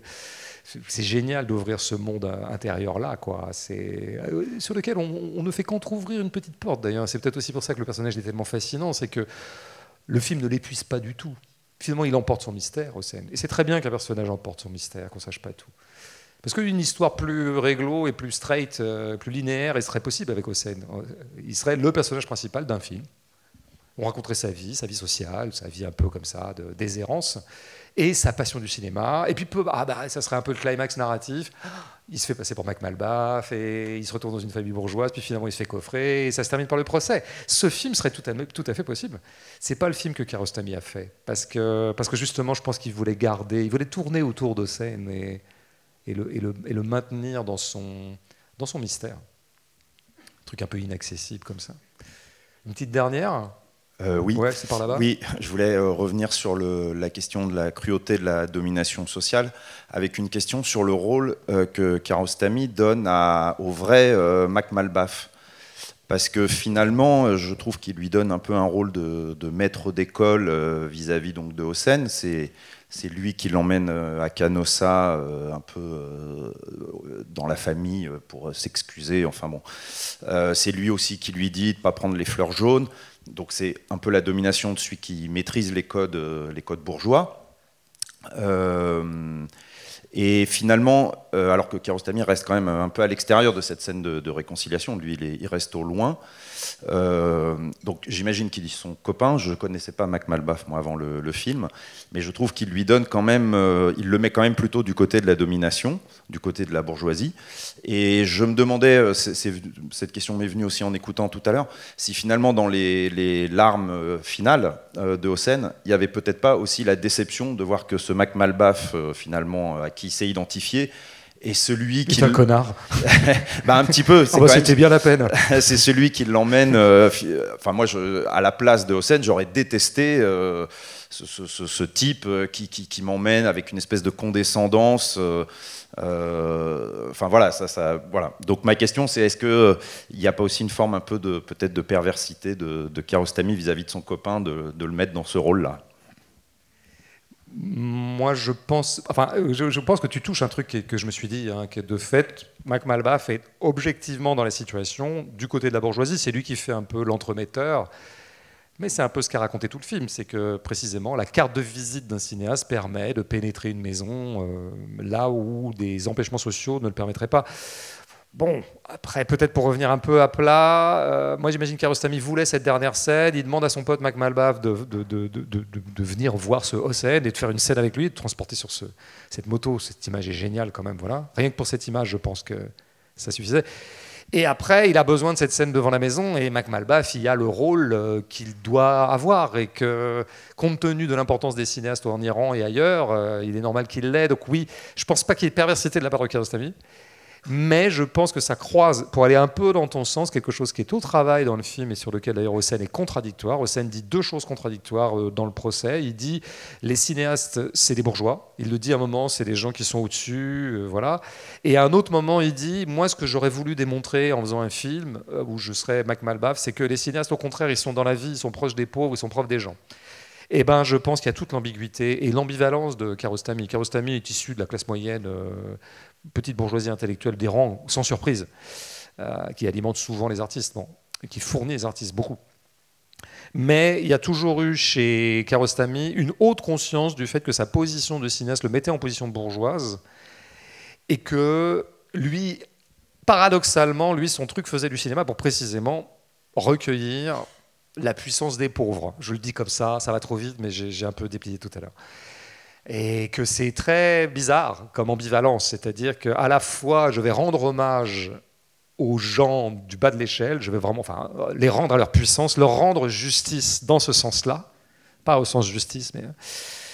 Et en même temps, je le ferai toujours parce que j'ai la libéralité bourgeoise de le faire. Et bon, c'est toute l'ambiguïté de l'art aussi. En fait, l'art, c'est comme ça. C'est-à-dire que quand un écrivain, qui en tant qu'écrivain est toujours, de toute façon, du côté de la petite bourgeoisie, en tant qu'écrivain, se met en demeure de faire des livres sociaux qui essaient de rendre compte de l'état du prolétariat, il est lui-même dans une sorte d'ambivalence. Mais en même temps, s'il n'était pas dans cette position, il ne pourrait pas le faire. C'est précisément parce qu'il est dans une position de bourgeois qu'il a la latitude de pouvoir le faire. Enfin, c'est tout ça, quoi. Et en fait, c'est au travail dans le cinéma de Kiarostami, ça. C'est au travail de chez Panahi aussi, qui a repris beaucoup de motifs de Kiarostami, mais notamment au début de Au travers des oliviers. C'est son moment campagne, c'est sa période rurale. Quand il prend le maquis, peut-être un peu pour fuir d'ailleurs le pouvoir, je pense, il faudrait vérifier, mais je pense qu'il s'est un peu éloigné de Téhéran pour faire un peu ce qu'il pouvait, là, ce qu'il voulait dans les contrées du nord reculé de l'Iran. Et donc, le double de Kiarostami au début d'Au travers des oliviers, parce que c'est un cinéaste qui est venu là pour tourner un film, et il y a un village avec tout un tas de jeunes villageois et villageoises qui se précipitent sur la place publique de ce village, parce qu'elles ont entendu parler du fait qu'il cherchait des gens pour jouer dans son film. Et là, on voit le cinéaste, il est vraiment filmé comme tel, et Kiarostami sait très bien ce qu'il fait, qui fait un peu, comment dire, je vais dire, il fait son casting, mais avec, comment dire, avec une espèce d'omnipotence de bourgeois, comme un bourgeois choisirait un peu, comme un fermier très riche ou un gentleman farmer choisirait ses bêtes à la foire aux bestiaux. Et c'est très explicitement filmé comme ça, hein, je veux dire. Et donc, Kiarostami est très très conscient du fait que la position même de cinéaste est une position compliquée, qui ne va pas de soi et qui doit être questionnée. Mais à mon avis, il a trouvé le point de rachat de ça. Le point de rachat, c'est Hossein. Et c'est tous les prolos dans ces films qui sont tous éblouissants, enfin, je veux dire, qui sont tous inoubliables une fois qu'on a vu des films, quoi. Donc voilà, je pense que c'est comme ça que Kiarostami s'arrange avec une espèce de conscience malheureuse de classe, je pense. On avait dit qu'on s'arrêtait là, donc on a soif, tout ça. Damien, tu viens de me donner le petit papier pour lequel je devrais faire de la pub. Simplement, je n'ai pas mes lunettes, donc je ne peux pas lire ce qu'il y a dessus. Mais je pense que c'est pour annoncer un spectacle comique de... Alors c'est Reda Sediki. Reda Sediki. Donc ici même samedi, c'est samedi ? Vendredi. Venez le voir, apparemment c'est très bien. Voilà. De toute façon, regardez la programmation du théâtre, hein, il se passe plein de trucs super. Et nous, pour le Ciné Club, on se retrouve dans pas longtemps, dans 2 semaines, le 16, je crois que c'est un jeudi plutôt ça. Donc à la même heure, 18h, et avec Bénis Vidéo de Hanneke, qui est pas un mauvais cinéaste non plus. Donc bonne soirée.